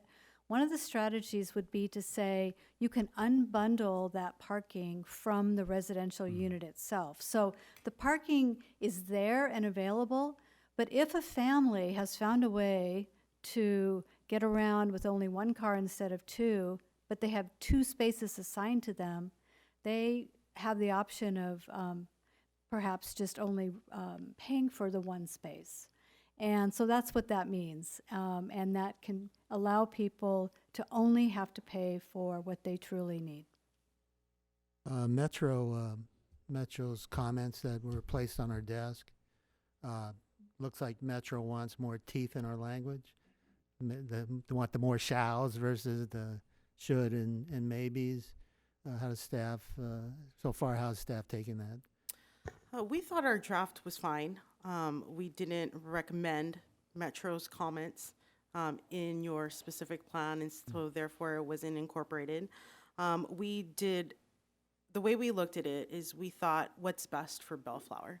Instead of looking at what the county is doing, what do we think is appropriate, knowing all of these trends that are going on.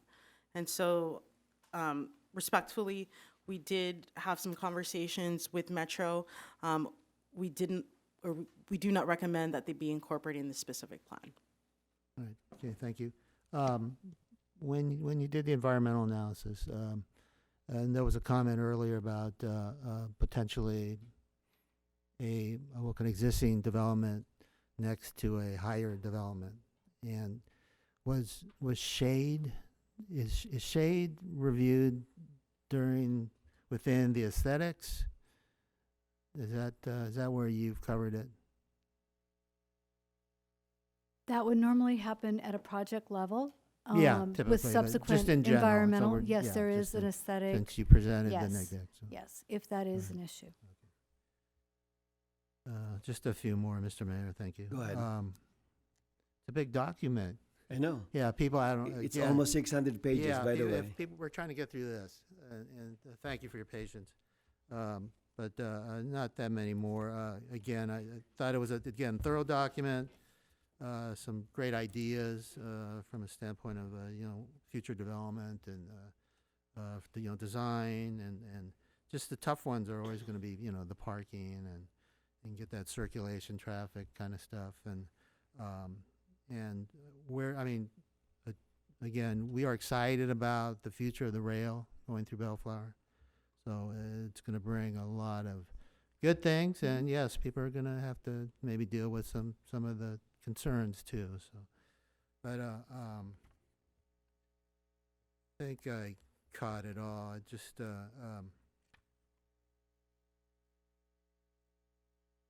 again, maybe just for the benefit of, in general, what did you come up with for parking the ratio?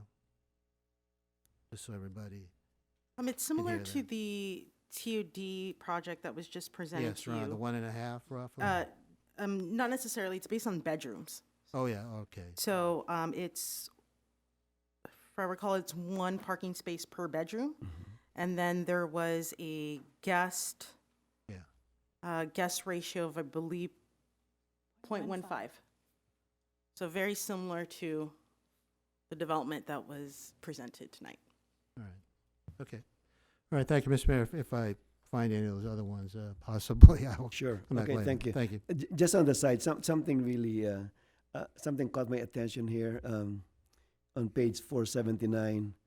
Nothing to about the plan, but in terms of making our city more walkable, it says here, access from Bellflower Boulevard to the Civic Center parking structure should be pleasant walking experience with wide and well-lit sidewalks. I'm putting it out there because if you go from downtown Bellflower to the Civic Center parking, I think you're okay walking on Flower Street. But if you traverse on Belmont Street, especially on the north side, coming from Aidenmore to City Hall, it's very tight. So I want to put it out there, maybe one of our next projects to take care of that issue so it becomes more walkable. Because right now, you cannot walk side by side. Yeah, it might require. Using the current sidewalk. I'll talk to the Public Works Director about that, but it might require the acquisition of right-of-way. Right, to do exactly. So I just want to put it out there. Because I think by expanding the sidewalk, it's going to make it more walkable from downtown, especially if we're trying to promote the parking on the Civic Center. Okay, so with that, is there a motion to open the public hearing? So moved. Second. Motion by Mayor Pro Tem Garza, seconded by Councilmember Hamada to open the public hearing. So, those who raise their hands, if you're here to speak about this item, please come up, sign in, and state your name for the record. Good evening, Mr. Mayor, members of the council and staff. I just have a question. I know you have 720 pages. It might be in there, but you haven't mentioned anything about disabled. Wheelchair access, if people are shopping in these areas. I've been in places where people in wheelchairs can be pretty scary. Is there going to be room for them? It's kind of something I have had issues with in places, so I just wanted to ask that. And, what kind of arrangements have you made for disabled people? Okay. Thank you. Go Oh, I guess I should sign in, huh? Go ahead. Every project's required to meet ADA requirements. During our building plan check, the building department ensures that all ADA guidelines and requirements are met. Okay, thank you. All right, thank you.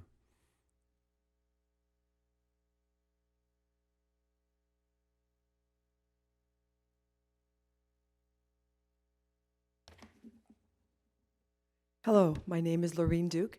Dr. and- Duke, I haven't seen you for a long time. I know. Okay. I'm coming. I'll see you soon. I own a business at the corner of Clark and Oak, right outside this system. So I got my little notice, and it doesn't affect my building at all, which is really nice in a way. But across the street, there's some issues with the Clark and Oak businesses. It's the old attorney's office and the old Semino collection agency, and the buildings are vacant because it's all zoned residential. Is that on the On the northeast side? northeast corner of Clark and Oak. I'm Dr. Duke. I'm across the street, but it's the buildings we look at. And I've worked hard to try to let people know these need to be improved. It's a poor looking in that corner. According to this, and I know the owners, they can't rent those units because they can't get a business license. Even though they're businesses, there's no longer a business license available for that building. So it's going to be residential. It's zoned that way. And it looks good on paper. I like it. My question is, what's the height of those buildings that somebody can build? Is it a 2-story, a 3-story residential? What height will that be? And what is the plan for that corner? I mean, there's a few houses there, but most of it is a funky business component. Well, there's a kind of what's new the plan? cremation services business there, right? There's what? New cremation services? Yes, exactly, and they're There not you even ever open. I go in there, knock the door. I've never seen anybody there, but there's a sign. But I mean, the whole thing could be torn down and built beautifully. It's owned by 3 different people, I believe. What's the height that you can build there? Do you guys know? That's zoned residential, correct? I can help answer Yes, that. it's zoned So, residential. Northeast corner, Of I Oak, believe it's all an- along Clark. The whole from Clark to Harvard is all residential and half of it is businesses already. So just kind of, it's going to all be residential. So what height, I take it it's going to be units, apartments. Am I right?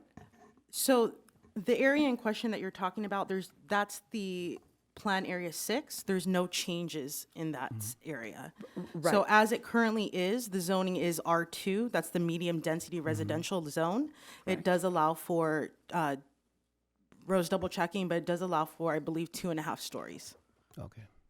which is current zone. No changes are being made. So there's no change in zoning. Correct. I know there's no this. changes in zoning. I just wanted to know what the height is, because it's going to change the corridor when those businesses transition to apartments, and there'll be 2 stories. Then they can't be 3. There'll be 2 stories. Because I know Flower, you're saying could be 3 stories, is what I gathered.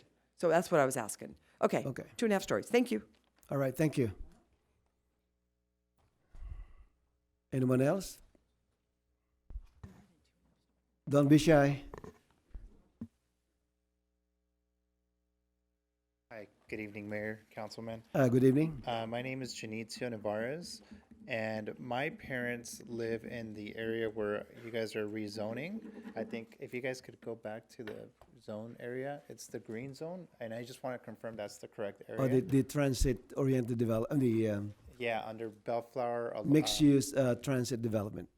Right, yeah, so the other one more, it should be a green one. More up, please. Right there. There you go. Okay, so they're under Harvard Street and Bellflower Boulevard. So, So let me just point out for the audience, this is Harvard. yes. This is Bellflower. That's the rail line, and this is Alondra. Correct. Okay. So what are the plans and how likely is their house going to get scraped off because of the new rezoning? Can I, Mr. Mayor, can I clarify ahead. something? I just want to clarify that there are no plans. This is just changing. This allows for different types of developments, but this doesn't mean that there are active plans to go in and raise homes down or businesses or anything of that sort. It allows so that in the future, if somebody wishes to do something within these zones, they can do that based on this new overlay, this new allowances.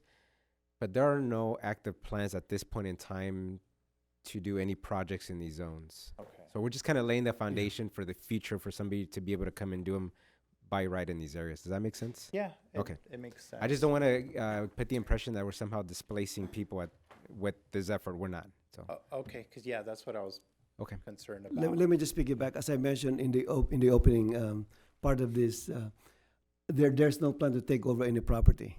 I mean, if your parents live in one of those units, they can stay the way they are.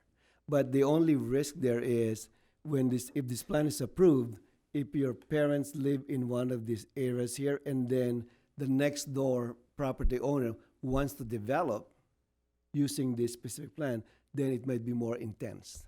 Okay. Okay? But as far as your parents are concerned, they can sit tight. Okay. If they own it. If they own it. If they own Yeah, it. they Yeah, do. just They want to do. clarify. Yeah. Thank you, Yeah, Mr. they Mayor. do. All right? Okay, and the other thing is, what's the estimate things of the project being completed by? Putting Which project? The railroad. 2028, correct? 2028. 2028. Yeah. Okay, perfect. Thank you. All right, thanks for coming.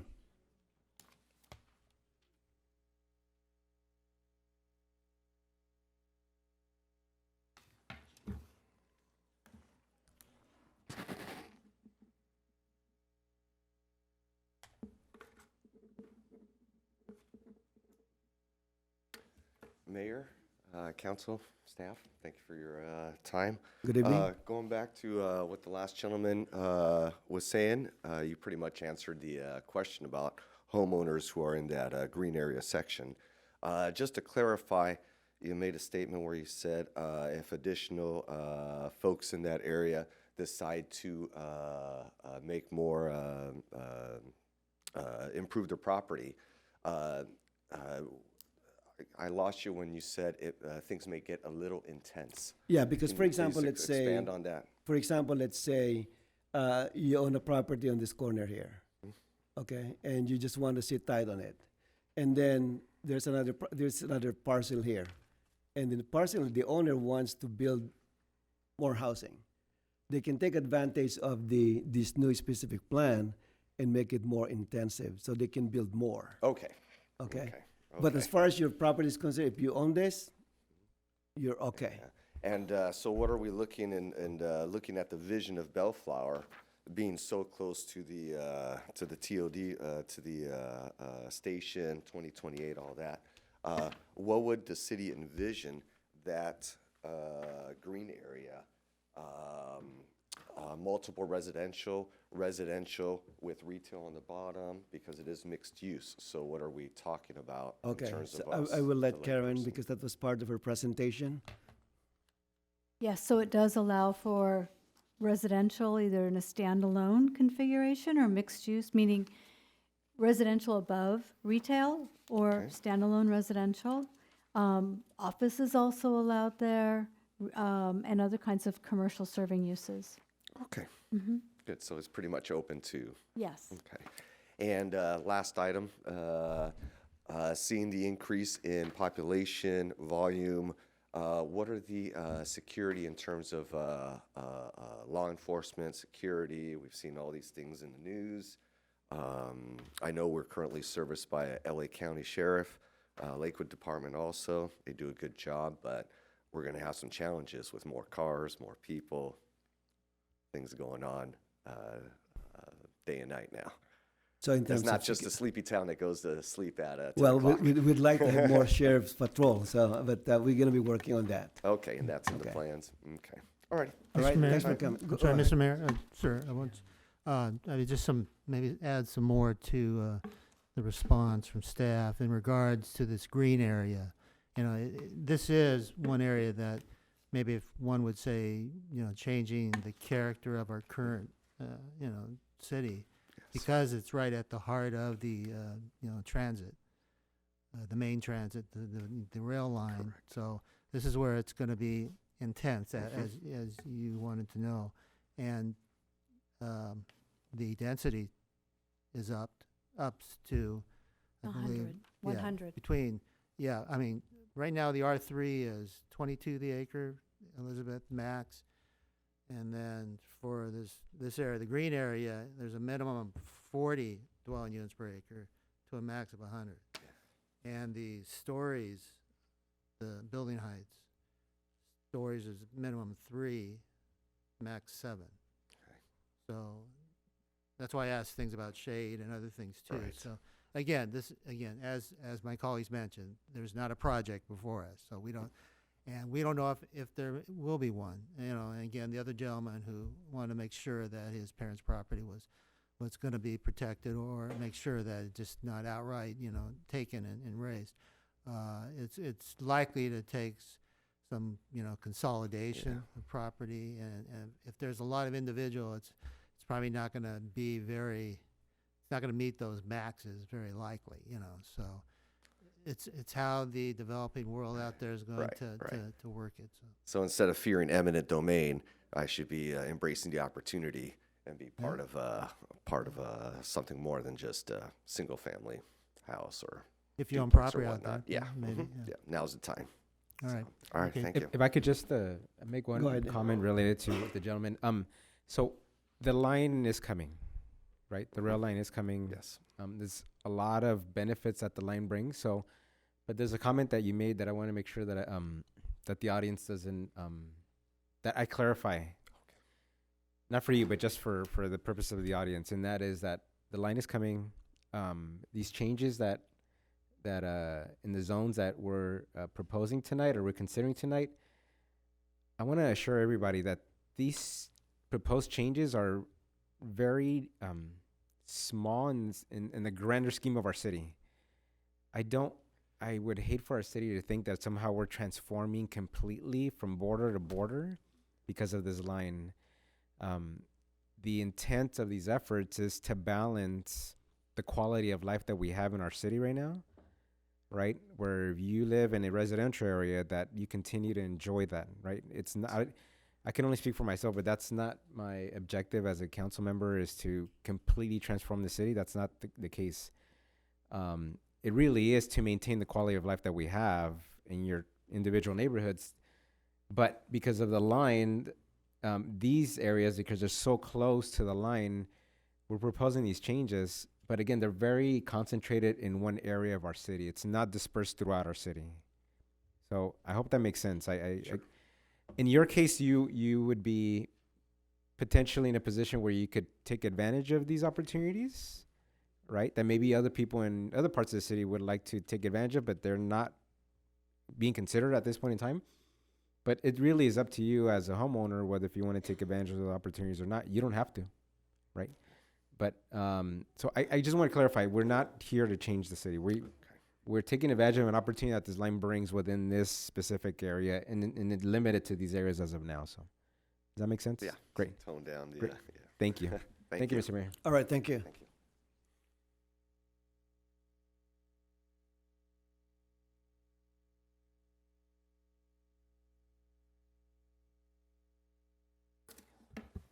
Good evening. Good Mayor, evening. Council, staff, ladies and gentlemen. I'm the property owner of Auburn and Bixby, the Auburn Acupuncture, just down the road. My question is, I saw an item that says low income. How does it affect us when you said low income? What's the percentage of those residences will be dedicated for the low income families? So do you have the percentage? Yeah, so in the Okay. specific plan, there's not a requirement for affordability. So there's no inclusionary housing requirement that they must be affordable. The developer can come in and propose affordability, but it's not a requirement per the TOD SP. Okay. I know the city of Fullerton, city of Irvine, some other cities, if you have high density developments, it is required to have low income residences. Correct? Well, that could be in other cities, but as part of this TOD, there's no requirement that a percentage be low income. Okay.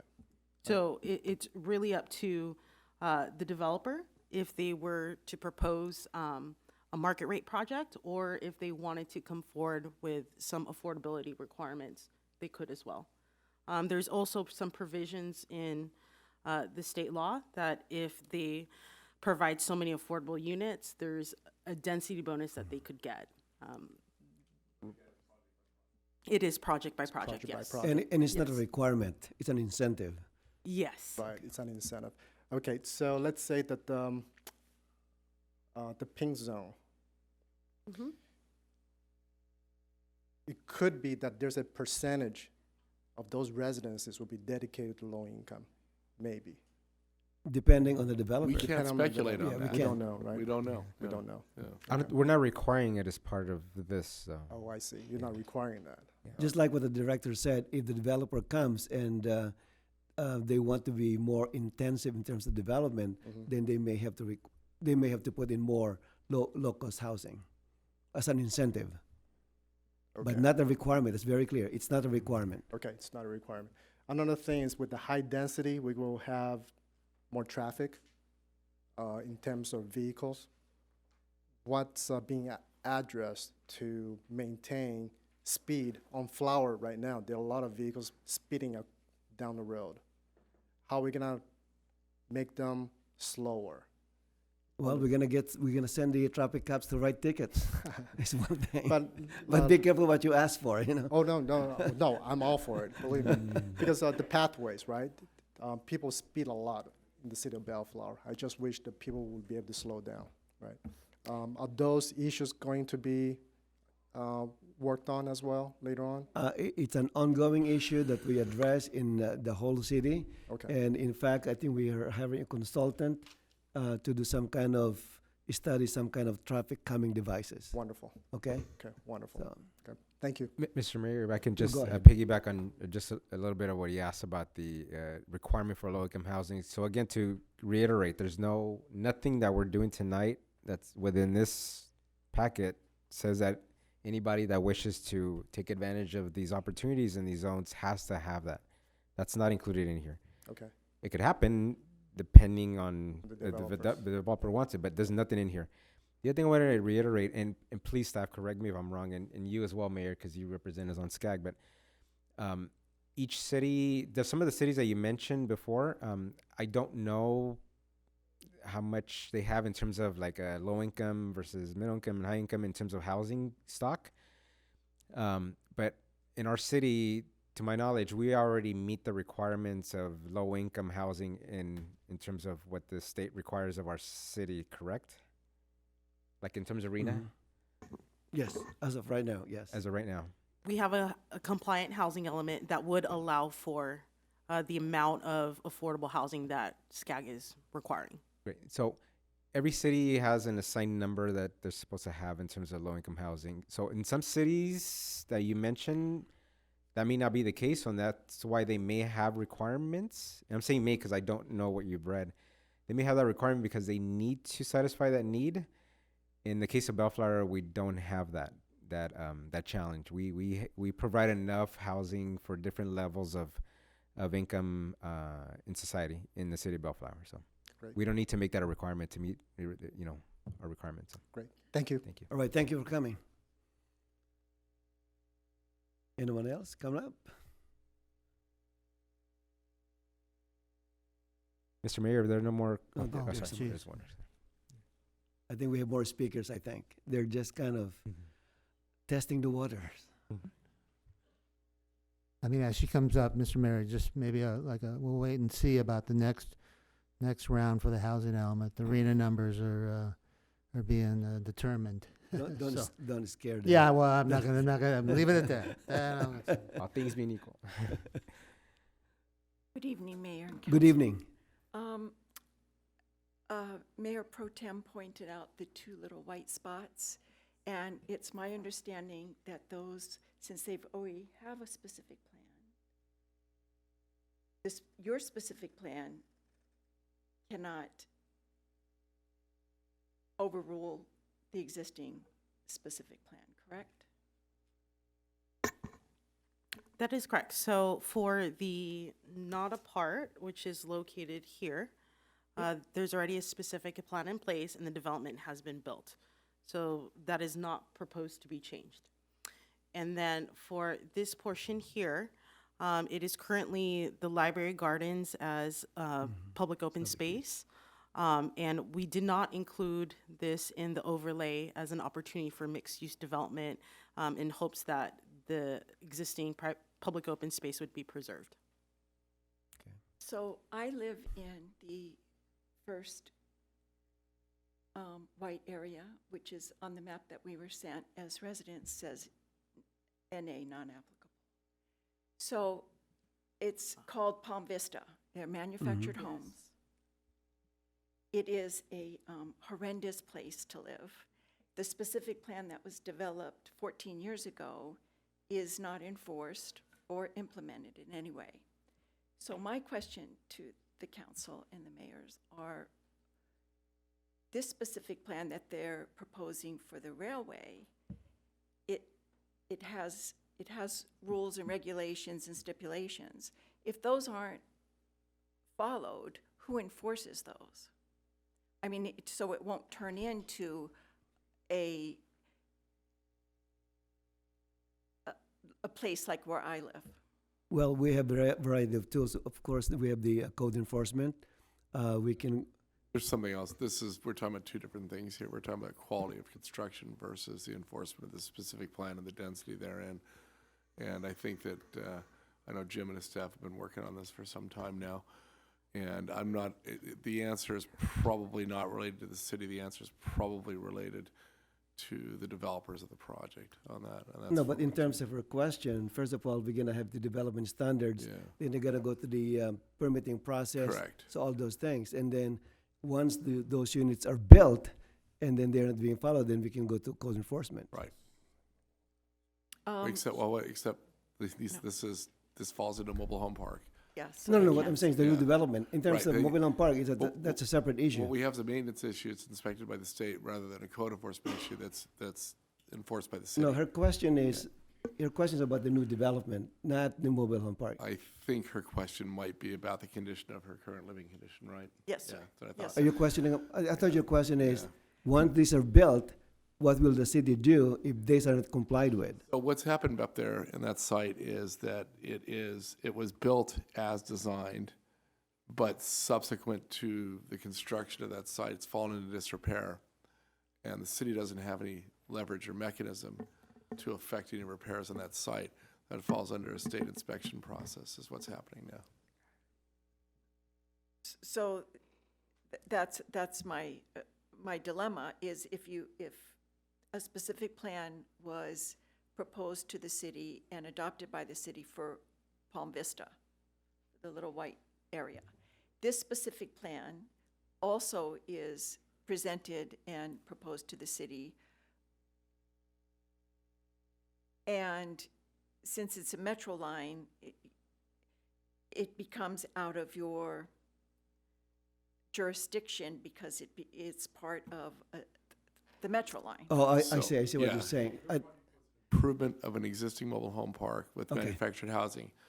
Unfortunately, it doesn't look like it's been maintained since the improvement of the manufactured housing. And doubly unfortunately, we don't have any jurisdiction to code enforce it. But it doesn't apply to the remainder of the existing plan. I'm not aware that there's any other locations where we're looking at doing an improvement on a mobile home park. So, ma'am, are you talking about the Aztec Mobile Home Park if it's developed the same way as your development? No, if you're building a metro line and you have these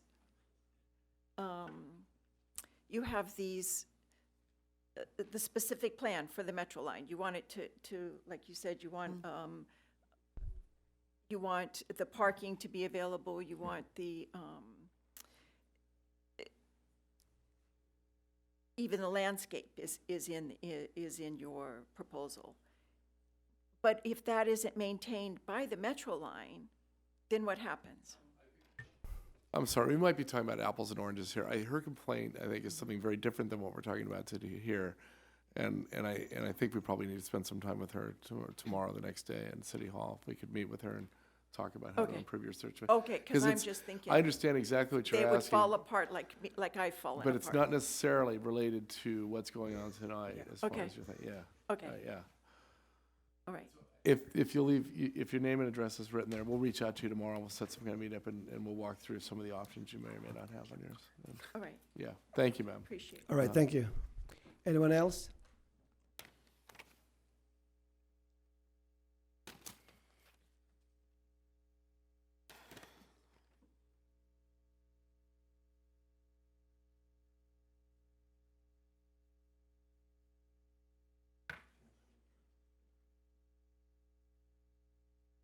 Good evening, Mr. Mayor and members of the council. I own an apartment building on Los Angeles Street, 9509 Los Angeles Street. And I'm just learning, I just heard about this meeting. I didn't know anything about everything because I don't get the mailers. Just wanted to know how is that place gonna be affected, or is it not gonna be affected at all? Well, just like what we said earlier, if you own the property, I believe that your property is somewhere here. Yep. That's my guess, right? Mm-hmm.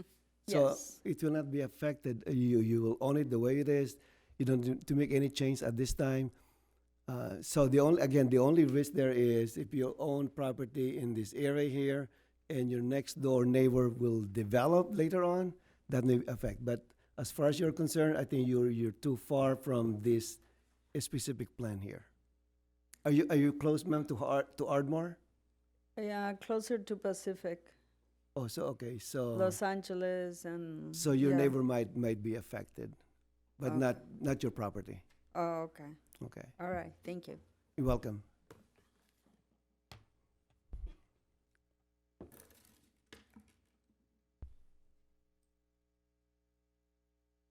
Good evening. My Good name is evening. Maria Limas. I just have a question, and I'm sorry that it doesn't get to me clear. If I live on the green area, and that's 2 units, and on the map that I received, it has like a line that I'm not quite sure if it's affecting the area where I live. Are you south of this? Again, this is On- Harvard. This yes. is Bellflower. Yeah, The red close to line. Ryan. Close to Ryan. So Yes. you're south of Alondra, right here, because this is Ryan.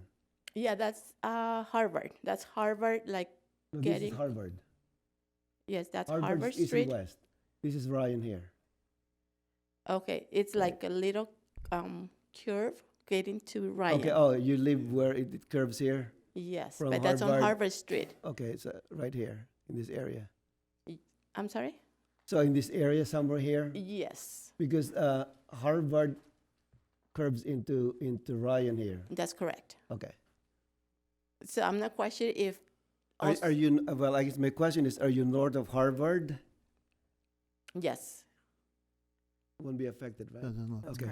South of Harvard is affected. I'm sorry? South of Harvard. South If you're of south of Harvard, you'll be affected. If you're north of Harvard, you're not affected by this. What do you call this now? The mixed-use transit-oriented zone. Okay, you that's why follow I'm me? getting confused now. I'm Do sorry. you follow me? No. Okay. The MUTOZ, the mixed-use transit-oriented zone, is only this green area. Since you live north of Harvard, you're not part of MUTOZ. Okay. Mr. Mayor, it affects a handful of parcels, and I don't Yeah. believe any of them are residential. It looks like commercial in the mobile home park. Well, there's apartments south of But Harvard. they're no single families, they're apartments. No. But yeah, Correct. Yeah, so it won't affect. No, it won't. Okay, thanks. But you're still under, let me clarify that, it's still under BAMU, right? That is correct. So there's Okay, you're already. still under the existing overlay zone, which is called the Bellflower Alondra Mixed-Use Zone, which is already in existence for a long Is it- time. Okay, There's no change no on that. changes. Okay, thanks. Okay. All right, anyone else? We'll make sure that we answer your questions because you spend the time coming here and we appreciate that. But we want to make sure that when you leave, it's very clear to you what exactly we're doing here. Hello, I have to write my name. And just to piggyback while she's signing in, these are good questions. I mean, that's what we're here for, right? To clarify these things. So thanks for coming. Okay, this isn't necessarily a question on what you're doing right now, but I own property at the end of this public use zoning that was zoned commercial, and it was changed to public use by accident in 1998. And so I've been told I need to file papers and pay fees to try to get it back to what it was. So if I can get on the list for someone to contact me, or if you guys want to accidentally change it back, Okay. that would be really cool. Yeah, we'll be Leave with your you. contact We'll information, contact you tomorrow. We'll sit down and talk about Okay. it because we'll have to research what happened on that. Okay. Yeah. So just leave your name and address with Rowena there. And So when did it happen? In 1998, I didn't find 1998. out until several years later when they told me I couldn't operate there because I wasn't public use. Oh, okay. And so they gave me a non-conforming letter, but I'd rather just be changed back to what we Okay. were. well, that wasn't an accident. Then. So we'll find out. We'll figure it out. Yeah, Okay. we'll find out exactly what happened. All right, anyone else? Come on up. Don't be shy. Come on up. This meeting is for you. Hi, good evening, everybody. My name is Sherry Duke, and I just have a quick question. I'm not sure if it's related to this or not, but I did go on the website, and I was trying to educate myself with everything that was going on, and I thought I read something about some road work being done on Alondra and Bellflower and Alondra, left-hand turn lane or something, right-hand turn. Bellflower and Is it Alondra. Bellflower and Alondra, is that what it was, Steve? I think it was Bellflower and Alondra. Does The that cons- the ring a bell? construction is in Harvard, not Alondra. Something about a right turn lane and I don't know, for traffic. I think it had to traveled do with that- traffic, I but it traveled wouldn't have that anything area to many do. times today, Mom, but I haven't seen that. But right, the construction is on Harvard and Bellflower. Okay, It's not, then well, I'm thinking, whatever it is, it's not related to this it's project. not related to this. Okay, that's why I was But curious we, about. I'll tell you what, again, leave your name and number, we'll research it and give you, I'll find out what it is. I'm just curious because we own a building. I'd like to let our residents see, kind of yeah. know if there's Oh, going to I be see, something okay. going on, so. Okay. We'll look into it. I don't know what it is, but we may, we'll figure it out.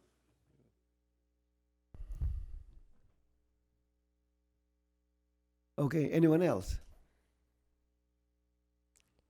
Mr. Mayor, if there's no more questions or comments from anybody in the public today, I'd like to close this public hearing. Second. Motion by Mayor Pro Tem Garza, seconded by Councilmember Hamada to close the public hearing. First of all, I just want to thank everyone for coming to this meeting. I know it's really important. There's a lot of, I can appreciate you receiving a notice from the city informing about these changes, and sometimes it's kind of concerning.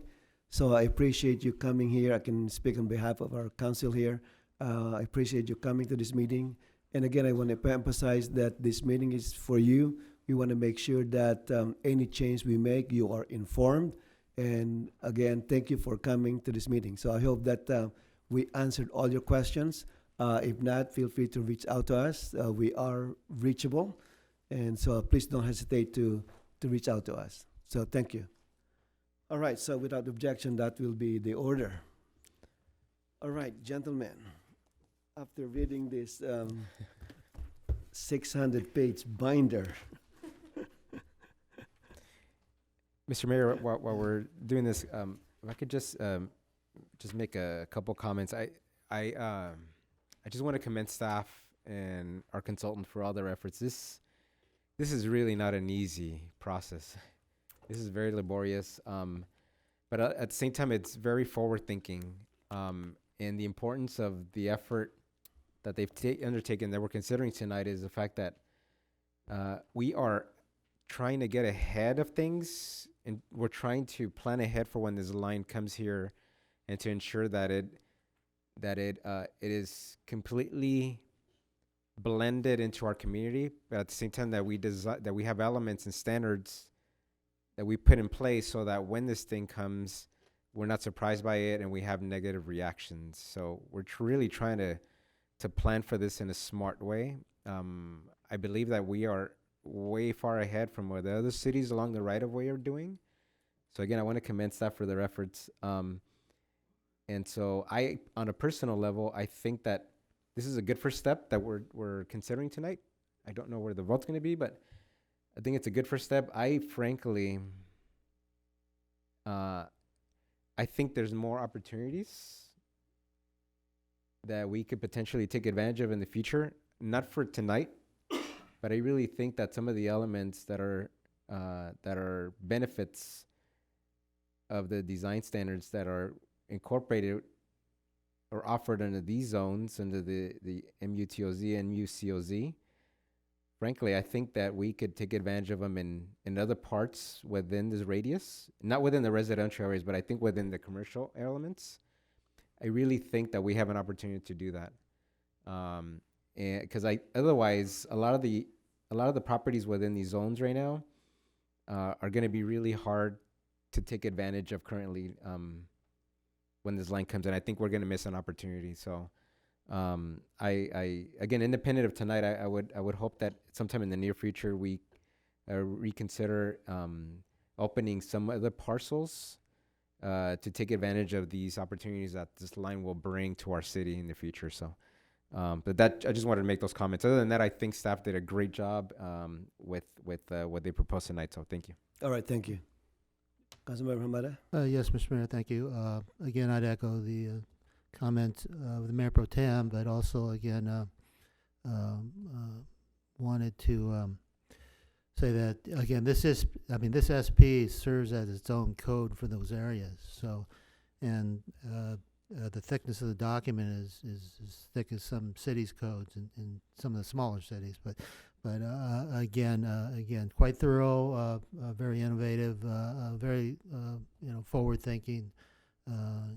Definitely, if implemented, some of the downtown is going to be, jazzed up, really modernized, really give a pleasant feeling, and a big picture wise, again, as the Mayor Pro Tem mentioned, the aspect of forward thinking, and that we're going to be ready for these developments as should they come. Again, should they come, and but it's exciting. Again, hopefully everyone looks forward to this. What we're doing is in the interest of the public, and be it the the changes of zone and the general plan amendments and this SP, and we definitely because we have to make these findings that there's consistency with general plan in the interest of public health, safety and welfare, and so on. So we continue to look out for you, the public, this community, to hopefully plan out the future. We won't be here forever, and again, it sets foundations for the next steps down the road. So and hopefully, again, everybody, get on board with the train, so to speak, and because it's going to be exciting. Like I said, I think we all some of us wish that the old rail would have been kept and still moving through town. But again, life changes, communities change, and there's always concerns. Grade level rail crossings are a bear to get through, and so if you haven't kept up on the West Santa Ana branch line, there's going to be some elevated portions, Bellflower, and again, it's going to hopefully be a smooth transition, and traffic will move smoother. And this is some of the comments that were raised, that again, we have to think about that traffic and the parking. And again, we've studied this very thoroughly, and that these standards, hopefully, will work. If it doesn't, then we look down the road for amendments. So, I think we as council, we always look forward to public participation, and we thank you for engaging tonight. And again, we can think of a bunch of questions, and we will deal with our staff, but it's what we want to hear from you, that then we need to work out those changes for the community. So again, looking forward to this, and let's move forward. Okay, thank you, Mr. Mayor. Thank you, Councilmember Hamada. And in going over this voluminous documents, it's just kind of interesting to note that some of the pages were even signed by Brian Lee when he was director of planning. So we go back a long time ago. So this is what I call kind of building blocks. If I mentioned earlier that there was the Bellflower Village North. So these are planning zones that we develop over the years. So we are building the city, or rebuilding the city. And the bottom line is we need to adapt to changes. And I appreciate the staff for bringing this forward, because we are basically ahead of the curve. We are being proactive. Instead of waiting for change to happen, we're anticipating changes will happen, so we're ready for them. So again, one final comment about this, because I would like to reiterate concerns expressed to me by callers over the weekend, that they're concerned about their properties. Again, let me assure you that if you own a property in this zone, your property will not be affected. Okay, you're not. You will not be uprooted. It's going to be demolished. It will not be leveled. You stay the way you are. So the only thing that will allow for some changes, if your next door neighbor purchased the next door property and tries to develop, then they can take advantage of this new planned development. So again, finally, just want to again thank you for coming to this meeting. I know it's kind of late in the evening, but we really truly appreciate your time and expressing your concerns and asking good questions. Thank you. All right. Gentlemen. All right. Mr. Mayor. I'm ready. Oh, yes. well, I just wanted to ask staff, please, sorry. we're going to do do them separately, combo? We can do combo. Do a combo? You can do them all together if you want. Yeah, okay. All right. Here we go. Go ahead. Fire away. Okay. Do you want him to read them? Yeah. Yeah. Oh, okay. Okay, to Sir, read them. go ahead. We're going to make the motion. So we'll make the first one, let's see, make a motion to adopt resolution 1980. That's a resolution adopting negative declaration number ND 19-01 and approving general plan amendment case number GPA 19-02 to amend the land use designations of specified parcels within the TOD SP area to MU mixed use. Oh, and. Okay.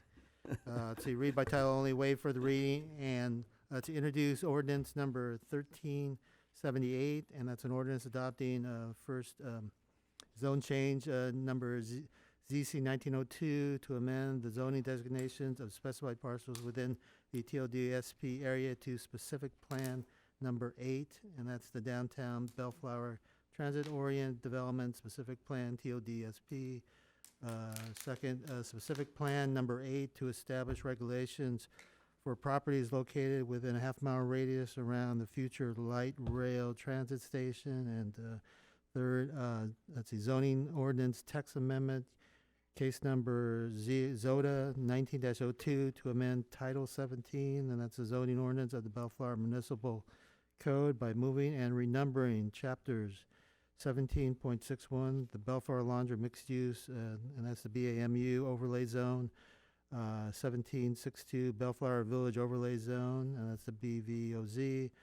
1763.63, Bellflower Village Overlay Zone North, BVOZN, and 17.74, Specific Use Development Standards, and 17.75, and that's design guidelines to corresponding chapters in specific plan number 8.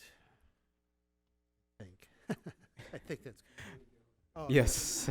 After I will second that. get a charge. Motion by Councilmember Hamada, seconded by Mayor Pro Tem Garza, to for the City Council of Bellflower to adopt Resolution 19-80 and introduce Ordinance 1378. I think the city clerk did not get the motion. Can you repeat it? Yeah, well, it's printed. City clerk, did you get it? The whole thing? Oh, all right. All right, roll call, please. Councilmember Hamada, Aye. Mayor Pro Tem Garza, Aye. Mayor Santinez. Aye. All right, thank you, staff, for your very good presentation. Staff and consultants, let me clarify that. Okay, I got it.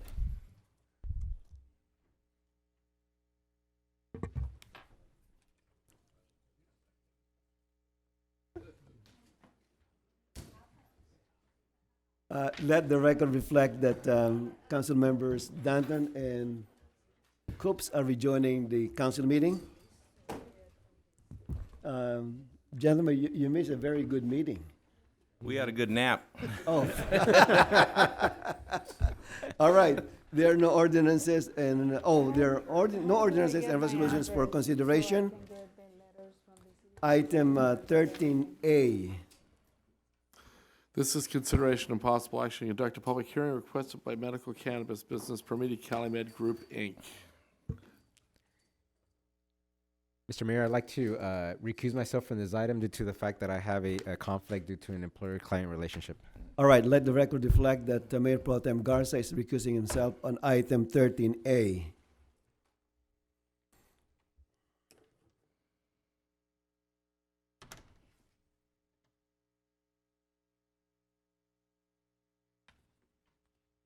Will there be staff report, or we'll go ahead? No, Mr. Mayor, there's no staff report Okay. now.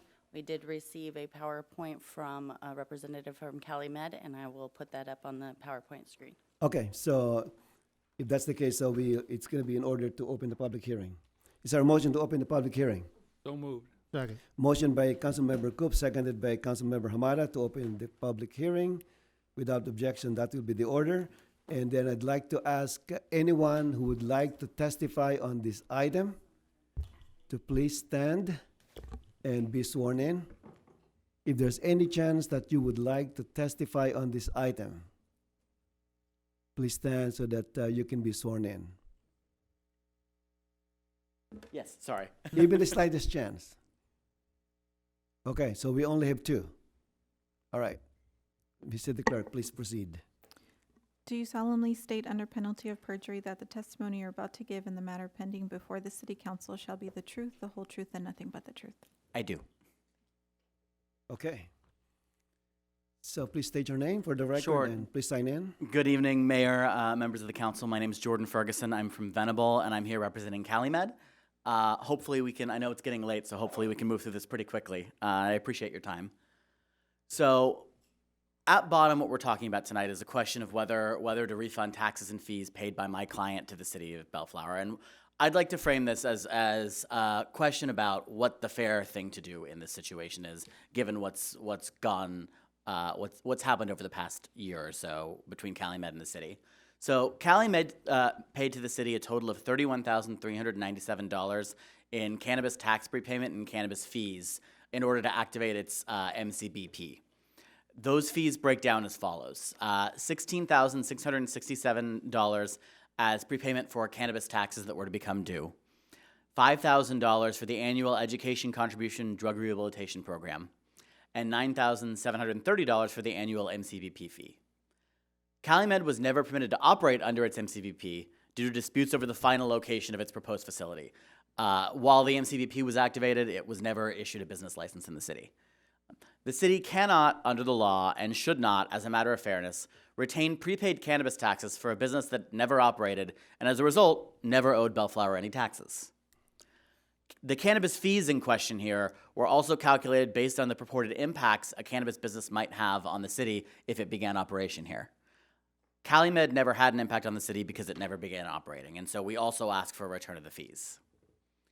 Here you can see the receipt that we received from the city. I know there's been some confusion, and I know the staff report sort of waffles as to whether what was paid was in fact a tax prepayment and how that was calculated.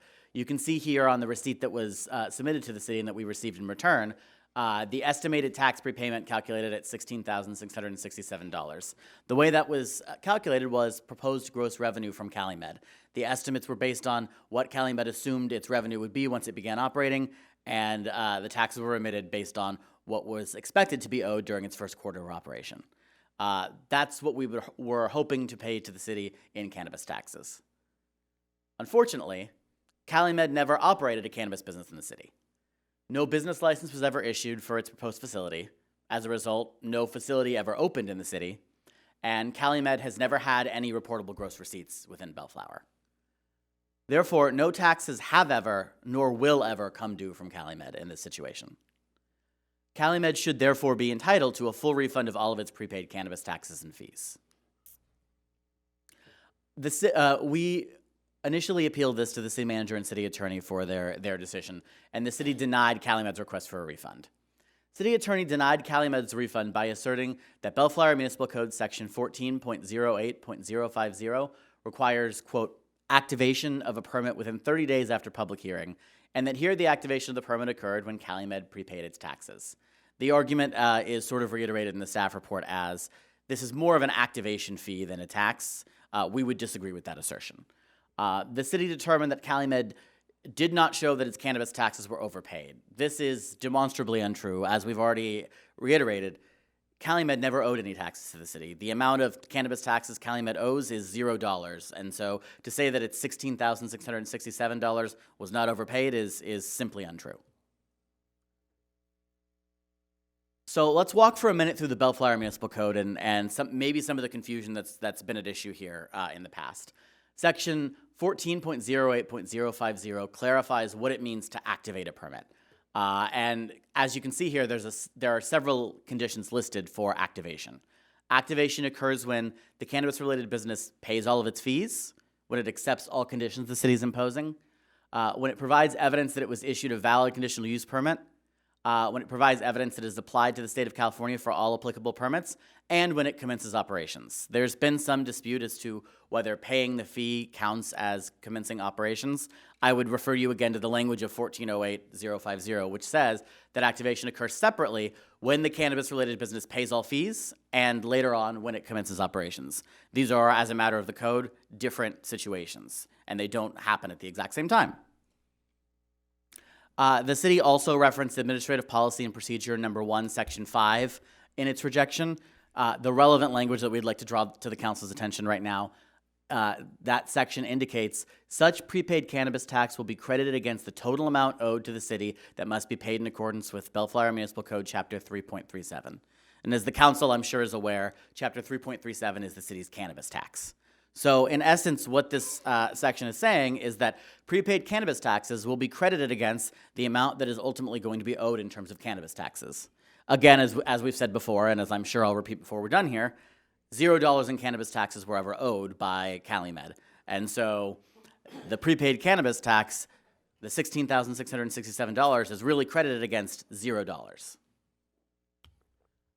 Further on, the Bellflower Municipal Code section 3.37.090 within the chapter laying out the cannabis tax specifically indicates that a tax imposed by the chapter will not apply to any situation where it would violate a federal or state statute, the Constitution of the United States, or the Constitution of the State of California. Returning to where we started here, at bottom, the claim is simple. The city is not entitled to retain any tax prepayments when no tax will ever become due. We prepaid money, that money never became due, we're entitled to a refund as a result. On these grounds alone, just as a matter of fairness, the city council should issue a full refund here. However, the city's failure to refund prepaid taxes also raises serious legal and constitutional issues, and I'll address those briefly, and I'm, of course, happy to answer any questions afterwards. So, the test for constitutional validity of a tax is in 3 steps. A tax must be applied to activity with a substantial nexus with the taxing jurisdiction, must be fairly apportioned, and it must be fairly related to the services provided by the jurisdiction. Now, that's a lot of terms, so to clarify what a few of those terms mean legally, a tax is, quote, fairly apportioned if it is externally consistent. And the term externally consistent applies to a tax when it reaches only the portion of value that is fairly attributable to economic activity within the taxing jurisdiction. If a tax violates these requirements, that tax is unconstitutional under the Commerce Clause of the United States Constitution, and it is unconstitutional under Article 11, Section 5A of the California Constitution. Because Calumet has not engaged in any commercial cannabis business in the city of Bellflower, Calumet, 1, has not engaged in any activity establishing a substantial nexus with the city. Calumet hasn't done anything in the city of Bellflower. There's no nexus for which the city of Bellflower can actually assess taxes against Calumet at this point. The cannabis tax is not fairly apportioned with respect to Calumet. Again, Calumet paid far more taxes than will ever come due to the city. And the cannabis tax is not fairly related to the services provided to Calumet within the city. No services have been provided to Calumet within the city, and so it's impossible for them to be fairly related. Therefore, the imposition of the tax on Calumet in particular violates the U.S. Constitution, the California Constitution, and the Bellflower Municipal Code. Now, the question of fees is a separate question from the taxes, and I'd like to talk about that for just a minute. The city denied Calumet a refund of $5,000 for its annual education contribution and drug rehabilitation fee, and the annual MCBP fee of $9,730. We recognize that the fees are a separate issue from the request for a tax refund, and that should the city determine the prepaid taxes must be refunded, it might come to a different decision on fees. We see these as separate issues. However, the fees were calculated based on the impacts cannabis businesses were likely to have on the city, in terms of drug rehabilitation requirements, in terms of the actual activation fee for the MCBP. These were based on the time of staff and what was likely to be required for an operating cannabis business. An unopened cannabis business cannot reasonably be viewed as having had any material impact on the city, and so these fees are also not rightly assessed against Calumet.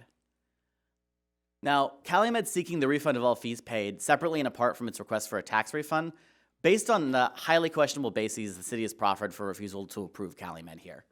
The city declined to allow Calumet's facility to operate, declined to issue it a business license based on its location. And this is despite the fact that the location was fully compliant with the Bellflower Municipal Code. We're not questioning the grounds for the city council's votes to approve or not approve the business license. We're not here to say that you should or shouldn't have done that. The only question that we're raising here is, based on the extenuating circumstances that never would have allowed Calumet to operate within the city at the location that it was approved to operate at, we believe a full refund of the fees is warranted as a matter of both law and equity here. I'm happy to answer any questions, but I'm hopeful that the city council will come to the right decision here tonight. Thank you so much. All right, thank you, Mr. Ferguson, for your very exhaustive explanation. Let me ask you a couple of questions first. One is, do you concur that Calumet was given MCBP? Calumet was issued an MCBP, yes. Issued an MCBP, correct. So you agree to that. Was Calumet, one of your slides says that Calumet wasn't given a business license. Do you stand by that statement? Yes. On the staff report here, Calumet was issued a business license. On what date was Calumet issued a business license? September 18, I believe, September 28. Of what year? Effective January 1st, 2018, expiration December 31. And what's that business license for? Business type, cannabis business. So my understanding is my client was separately issued a business license for operations of delivery services within the city, which is a separate license. So regardless of that, Calumet was given a business license to Not operate for the business. operation that it prepaid its taxes for, no. Say it again. Calumet was not issued a business license for the cannabis operations that it prepaid its taxes for. It was issued a business license for other commercial activity. So can you confirm that? I think They were never issued a license for delivery in 2018. okay. What was the MCBP for? Theirs was Manufacturing? for manufacturing. Okay. So the MCBP given to Calumet was manufacturing. That's correct. The business license was for manufacturing. The business license, as I understand it, was never activated. Okay. But Calumet was given a business license. As far as I'm aware, it was never activated, no. Okay, but it was given a business license. Whether you activate a business or not, that's your own. It's just like similar to getting a building permit. Whether you build a house or not, that's a separate issue. As long as you issue the building permit, you can build the house. So same thing here, right? That's not my understanding of the situation, no. If you're given a license, you could have operated a business.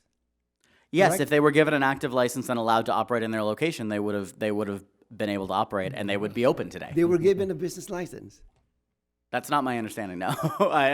I'm sorry, but my client's not operating in the city today. No. Regardless of whether your client is operating, okay, let me clarify. Let me restate it again. Your client was issued a business license. They have been issued a business license, yes. So you now accept that. Well, I accept they were issued a business license for delivery services, yes. They were issued a business license, period. They have been issued a business license, There yes. you go. For the cannabis business. Correct, but not for the cannabis business that they were taxed on here. I'm not getting what you're saying. I got a question, Mayor, if you may. Yeah, I'm also confused. I apologize, Mayor. Because there's only one license given, there's only one MCBP given to Calumet, correct? That is correct. Okay, so there could only one business license given, which is for manufacturing. Whether they activate the business or not, it's a separate issue. But they were given a license. They have been given a license, yes. Yes, okay, so we're okay now. I believe we're on the same page, yes. It's here. Here's the copy. Yes, yeah, no, I've seen that document. Okay, so you've seen it, okay. You have any question? Yeah.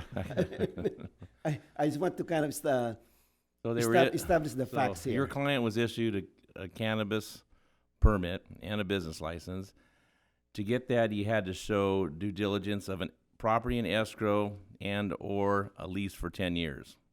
He had that all going on. How come he didn't open? My understanding is that he was not allowed to open by the city. They wouldn't give him the votes necessary to open in his current location.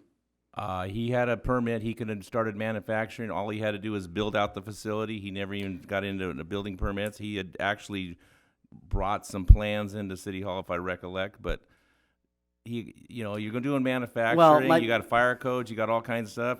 You needed to do something to that building. He never brought us any of the plans to get building building plans certified to do a build out. There's some disagreement as to the reasons that my client never began operating, and I'd prefer not to get into that. And I imagine the council doesn't really want to dig into that either. I believe because he didn't get a dispensary permit is why he didn't open. That's what I believe.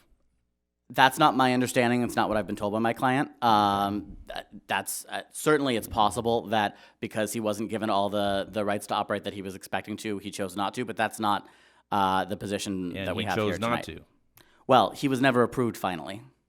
Whoa. I voted for approval for him to get a permit. And if he don't exercise his permit or his business license, it's not our fault. no one's arguing that if he had full entitlement to operate and he chose not to operate, it would be the city's fault. That's certainly not our position. Our position is that we were told in no uncertain terms that my client would not be fully entitled by the city and would not have the votes before this council, and so he should not begin operations in the city. When you say, oh, no. This is crazy as right. When you say when you say not fully entitled, your client has all the means to start the business. As far as the city is concerned, he's got everything to activate the business license for manufacturing. He could still do it now. Yeah. That's not what my client's been told by the city. By who? Who in the city? By several different people, including counter staff, that he was not going to get the approvals necessary to move forward here. Well, I was not at the counter, so I cannot tell you, but I can tell you what my clients told me.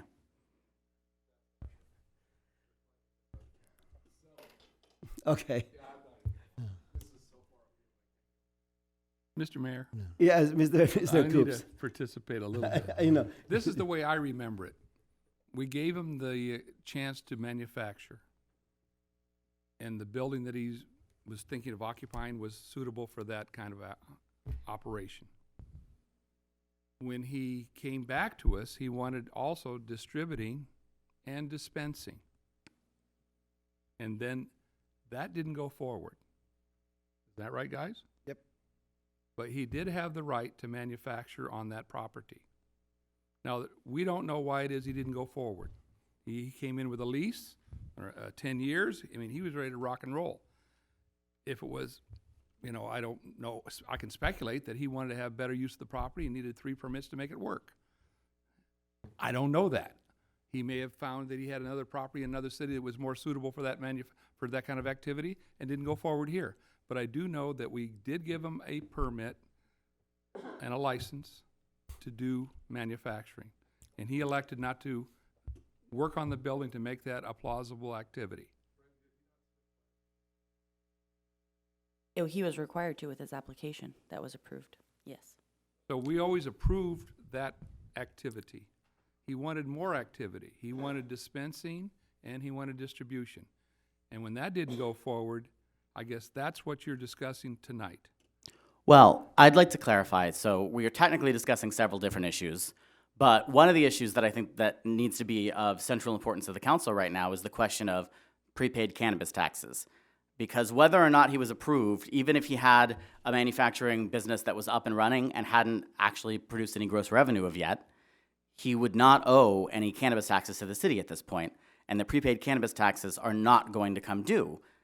And so the ultimate issue here is whether he owes $16,667 to the city of Bellflower in gross cannabis taxes. And because he never engaged in any activity within the city, I think we can all agree he doesn't owe the city any taxes.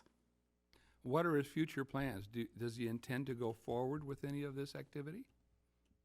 If he intended to go forward with the activity, I don't believe he'd be seeking the refund. If and when the city wants to move forward, I think there are conversations that could be had. But my current understanding is no, he does not intend to move forward in the city, and that's why he's seeking this refund. So he's not going to utilize the manufacturing portion? That is my understanding, correct? So would he be willing to surrender that MCB license? Yes, in exchange for a refund, I believe he would. And also the CUP on the property? Again, in exchange for a refund, I believe he would. I'd have to confer with my client, but yes, I believe that's the plan. Refund on taxes only. In exchange for a refund on the taxes, again, I would have to confer with my client. Right. So So you're proposing? I would propose to give you, you're asking about the 16,000. That's what we're talking about currently, yes. Right, and I get that. You prepaid taxes on something that was never sold. So in my heart of hearts, to be fair, I believe that's what we're asking you're for. entitled to that. Yes. In exchange for that, then you would surrender your MCB and the CUP on that property. Again, as a matter of fairness, if the city is returning its taxes to us, yes, I would confer with my client, but we would rescind the MCBP and the CUP.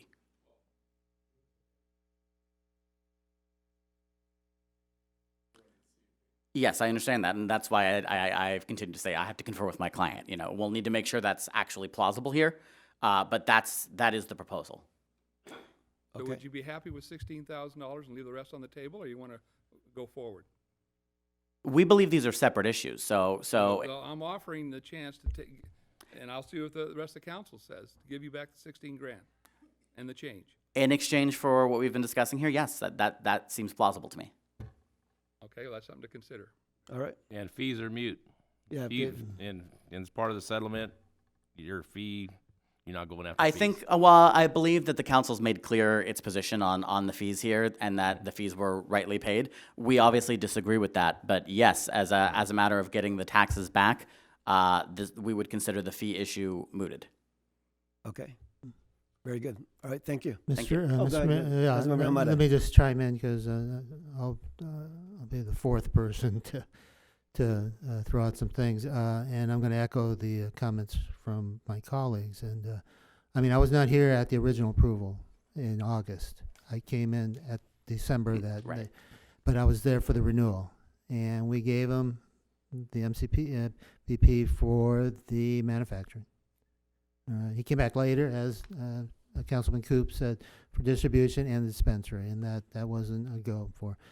And some of the facts you presented, it appear to be waffled through. I just, but I did hear that you stated that, with that he has no intention to do anything. So, and he hasn't shown us that he's going to do anything. So that appears to be the case. So, yeah, no, again, I'd like to, see you go back to your clients and then, and Yeah, ask the I can assure questions you of and- his intent. Obviously, you as know, we discussed with the city manager, I'll have to clarify with the property owner Yeah. as well, and I'll have to discuss with my Yeah. client. Yeah. But he does not have intent to move forward with the Yeah. city. All right. And if we're just talking about taxes, but sir, when you were presenting stuff, some of what you thought were facts were not facts. So wasn't sure what you were trying to present at times, because not being the case, then when again, how do we react to something that's not the truth? So. No, I completely understand the council's position, and I assure you, I apologize if any facts were distorted Right. here. To a certain extent, as you said, you came in late. I came in after a lot of the activity here had occurred, and so I have seen the public records, and I have seen what my clients told me, and I have presented those facts here tonight. And I apologize if anything was misrepresented. All right, because it's been clear to me since I've been on board, and that includes tonight's staff report. So. Okay, thank you, Mr. Mayor. All right. Thank you. Started heading forward in that direction you just discussed. I think the city attorney and I have worked up some language that might work for you. Okay. Can we finish one more testimony? Sure. Oh, yeah, Okay. sorry. Mr. Butts, I think you. Can you I were ask sor- can I ask a question while he's coming up? Oh, go ahead. Go ahead. Make it just to speed it up. Got a question for the city attorney. Had we collected taxes from previous cannabis businesses, prepaid taxes? Mr. Mayor, members of the council, quite frankly, I don't know how to respond to the testimony other than to point out that it was a quid pro quo voluntary payment, in the absence of which no MCBP would have been issued. So yes, every single person that was issued an MCBP had to go through the exact same process, and the activation fee or prepayment of taxes was based upon the assessment or the calculations provided by those applicants at the time of the public hearing in order to come up with the cost. So my question is, if we do one, do we got to do the others? This is the only applicant that made a refund or request. None of the other applicants did, and the time period for doing so, I believe, has expired. Yeah. And the others are operational already. Yeah. Okay. Okay, Mr. Butts. Well, I'm not any attorney by far, but from what I can hear so far, there's been a lot of accusations, misrepresentations over this whole damn thing. Part of the problem is 2 years ago, when this was brought up and everybody could put their hat in the ring and try to come up with a license. Am I correct? Anybody that wanted to. Which I did myself. Unfortunately, we didn't get a license. We weren't offered the license because our forms weren't correct enough, let's say, or properly filled out. We had the money at the time to proceed with this immediately, 2 years ago. Had everything all set up. We even had a piece of property ready to tie up and the whole thing. And here we are 2 years later, and somebody's crying wolf because they don't want to pay the citizens of Bellflower the due money that's due. Mr. Coops, I'm surprised at you for offering 16 grand back. I wouldn't give them a damn dime.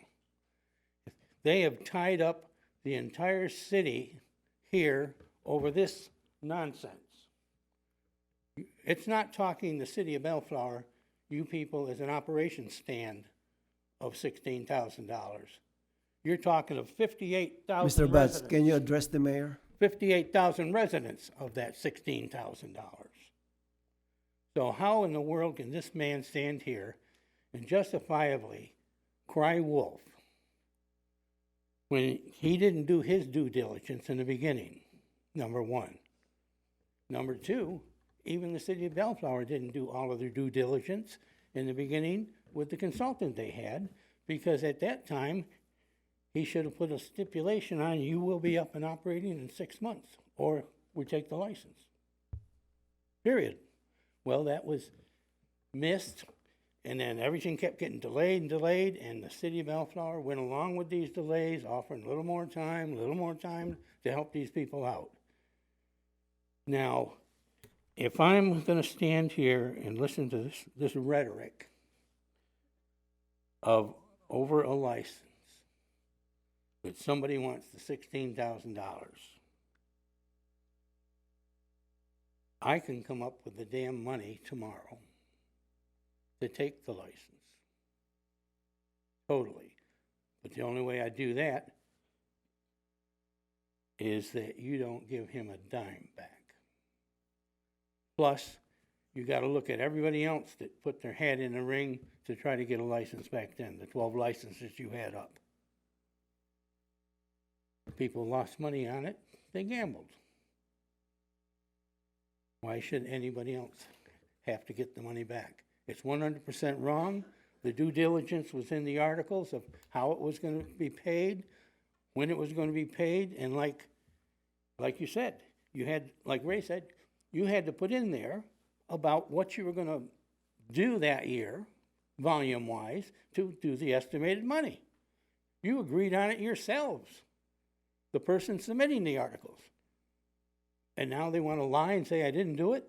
And here, well, I hate to say it, but I hate dealing with some of these parasite lawyers.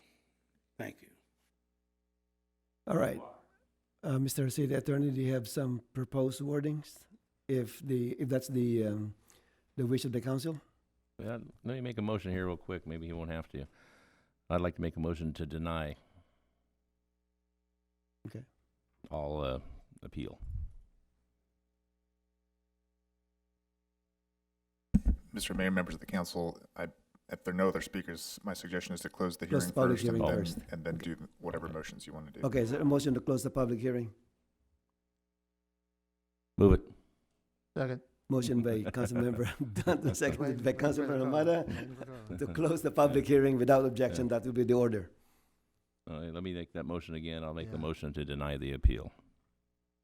Second. Okay, motion by Councilmember Danton, seconded by Councilmember Hamada to deny the appeal. Roll call, please. Councilmember Hamada. Aye. Councilmember Coops. Aye. Councilmember Dutton. Aye. Mayor Santenaz. Aye. Okay, next item, consent agenda. Oh, let the record reflect that Mayor Pro Tem Garza is rejoining the council meeting.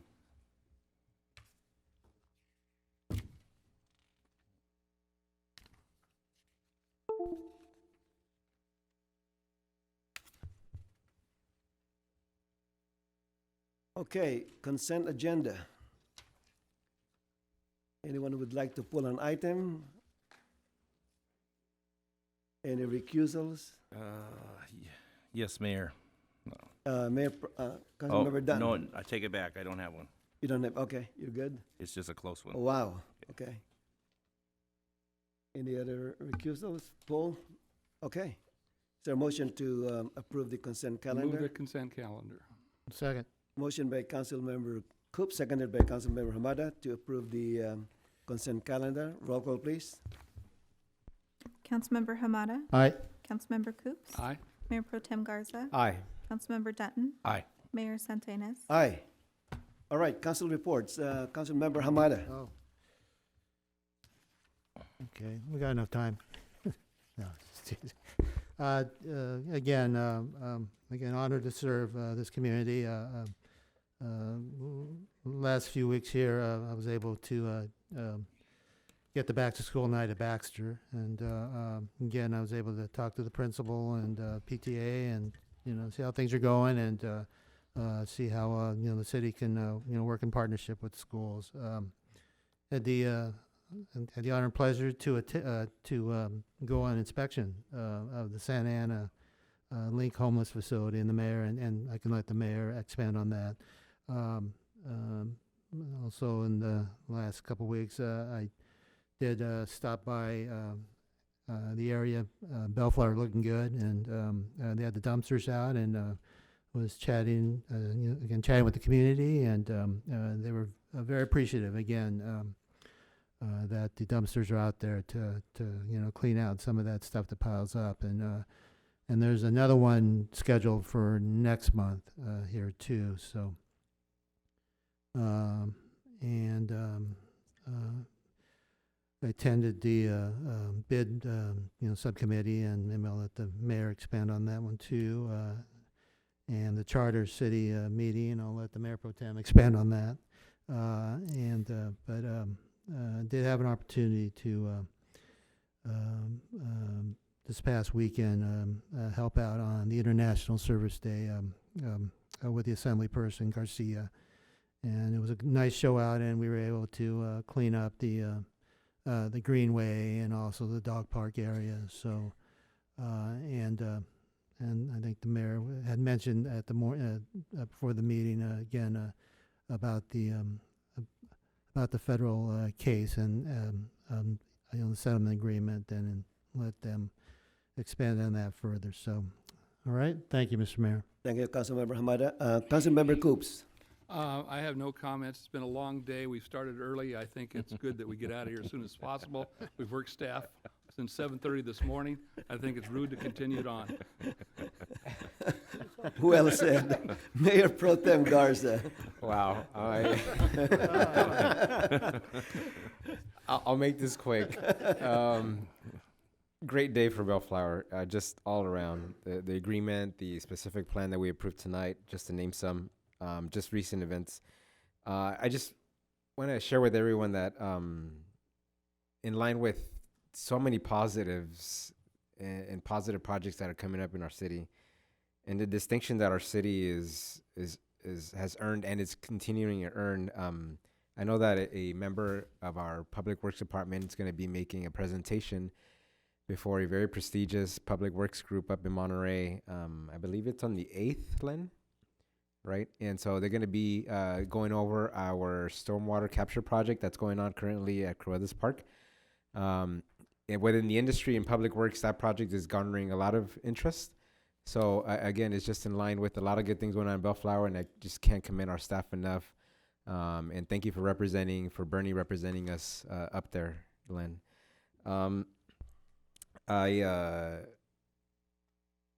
For the light rail line that we were talking about earlier, Metro. I mentioned before that Metro is considering, because of the shortfall in funding, it's considering doing what they call initial operating segments, which would be this line traveling from Artesia to the Slauson station in the Blue Line in LA. That looks, the Metro Planning and Programming Committee last week considered that, and they did what they call a receive and file, which basically means that they accepted those recommendations from staff. So I had gone on record saying that this coming Thursday, that those segments were going to be considered by the board, the full Metro board, but because of the fact that this planning and programming committee already adopted them, it won't be before the board this coming Thursday. So, but it's good news for Bellflower because that means the project is still going, it's still progressing, and so we're in good hands. I attended, I know that the mayor and Councilmember Hamada attended the grand opening of the new restaurant in Fogon on Alondra. It was a really nice event put on by the chamber, so I want to congratulate those owners for that restaurant. And on the 13th, the city manager and Randy and myself met with a representative of Supervisor Han to piggyback on the efforts that we're undergoing right now with the homelessness settlement agreement that we have. Specifically, the fact that we as a city would love to partner with the supervisor to obtain funding as part of these efforts that are going to, again, support this agreement. So that's vital. So we are in the process. I know that our city manager submitted a letter of request already for funding from the supervisor. We're awaiting a response, and so we're pretty optimistic that the supervisor is going to support us in our efforts in these absolutely trend-setting efforts that Bellflower is heading right now. On the 17th, I attended the Board of Supervisors meeting, the County Board of Supervisors meeting. The board was considering joining on to potentially to support the appeal of the landmark case of Martin versus Boise, which has prevented cities like Bellflower from enforcing our anti-camping laws. For Bellflower, with our agreement today, we are in a good position to start. We're actually going to start enforcing our laws, but by and large, it doesn't hurt for the Board of Supervisors to still try to work things out and support this effort because it gives the city of Bellflower flexibility in the future. So I attended and I supported the board in their efforts to join in this lawsuit. And the good thing is that the board passed the item 3-2. So again, another victory for Bellflower. As Councilmember Hamada mentioned, on the 19th, he and I, along with very solid and reputable members of our community, finished our efforts with the charter Bellflower ad hoc charter ad hoc committee. It's been a long day, and so I am very proud of the work that the group put together. If the findings of this group is going to be presented before the city council in the near future, if the city council, whatever changes are made, whatever it is that the city council decides at the end in terms of the report that this charter ad hoc committee put together, it will have a foundational effect in terms of our city and the way our city governs itself and the role of residents in the governance of our city. So it's basically a constitution for the city of Bellflower that we currently don't have. So it's a vital document. If for some reason the city council adopts this charter, it would be presented before the voters maybe next November 2020. Right, for our voters, our electorate to consider this and adopt it if they so think that we have it right. On the 20th, this past Friday, I attended the U.S. Vets Luncheon in Long Beach at the Hyatt. It was a great event to support veterans. As people know, I'm a big supporter of veterans, being a veteran myself. Two last things, Mr. Mayor. The city of Bellflower is a finalist for the Eddie Awards that are conducted by the LA Economic Development Council. It's a big honor to be a finalist. So I want to commend our staff, our economic development staff, our city council.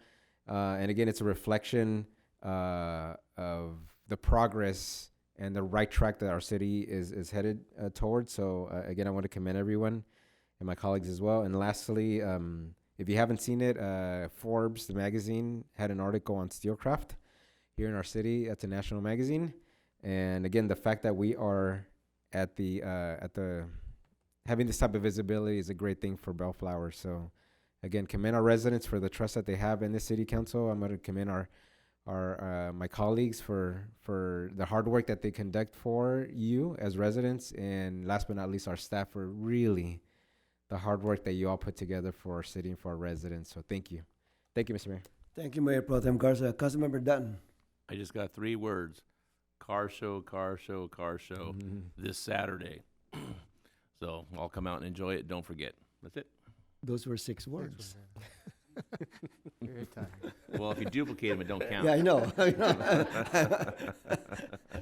Let me just make this real quick. I just want to piggyback on some of the comments. I will not repeat everything. One is on the International Cleanup Day, when Assembly Member Cristina Garcia had some volunteers to clean up the dog park and then the trail. We got very good compliments from the cleanup crews, cleanup volunteers, because Bellflower's bike and walk trail is very clean compared to the other parks that they've been to. In fact, the trash collected was probably less than 1 cubic yard, right? That's my estimation. They spread the trash. It's so we basically have to search for those trash in the bushes, things like that. So nothing is just out there on the trail. So kudos to Public Works for doing the cleanup. And Mr. Gorecki, please pass on to the cleanup crew, because it was noticed that somebody goes to the park every day. So please pass on the word. Also, One Place Financial Solution moved to Rosecrans Boulevard. They had the grand opening last week, and Councilmember Hamad and I attended that meeting. And with regards to the LADC business-friendly cities, the award's going to be the final awardee will be determined on November 7th. That's a Thursday, and I hope that we can all go. All right. So with that, last meeting I mentioned that one great leader of the city of Bellflower passed away, and it's but fitting that today I'd like to close the meeting in honor of Bill St. Marie. William Bill Lloyd St. Marie was born on March 14, 1945 in Burbank, California, and passed away on September 5th, 2019 at the age of 74. The St. Marie family moved to Bellflower in 1947. Their first home was in Flora Vista. And then they moved to Leahy, Washington, Plunkett, Nichols. They liked to move around, but they decided to stay in the city of Bellflower. Bill attended Bellflower Unified School District schools, Woodruff Elementary, Washington Junior High, Bellflower High School. In 1961, he suffered a gymnastic accident, breaking his neck, resulting in Bill becoming an incomplete quadriplegic. This did not stop him. I mean, I'm just amazed with Bill's tenacity. He graduated from Bellflower High School in 1963. He went to receive his Master's of Science degree in Education and Administrative Service credential from Cal State Long Beach. On July 26, 1969, he married his high school sweetheart, Joy Johnson. This past July, they celebrate their 50th wedding anniversary. He worked with the Los Angeles County Office of Education as a special education teacher for 30 years, working with students of all age levels. Bill was first elected to the Bellflower Unified School District Board of Education in 2003. He was appointed in 2007 to fill a vacant position when board member Mike Hersek passed away.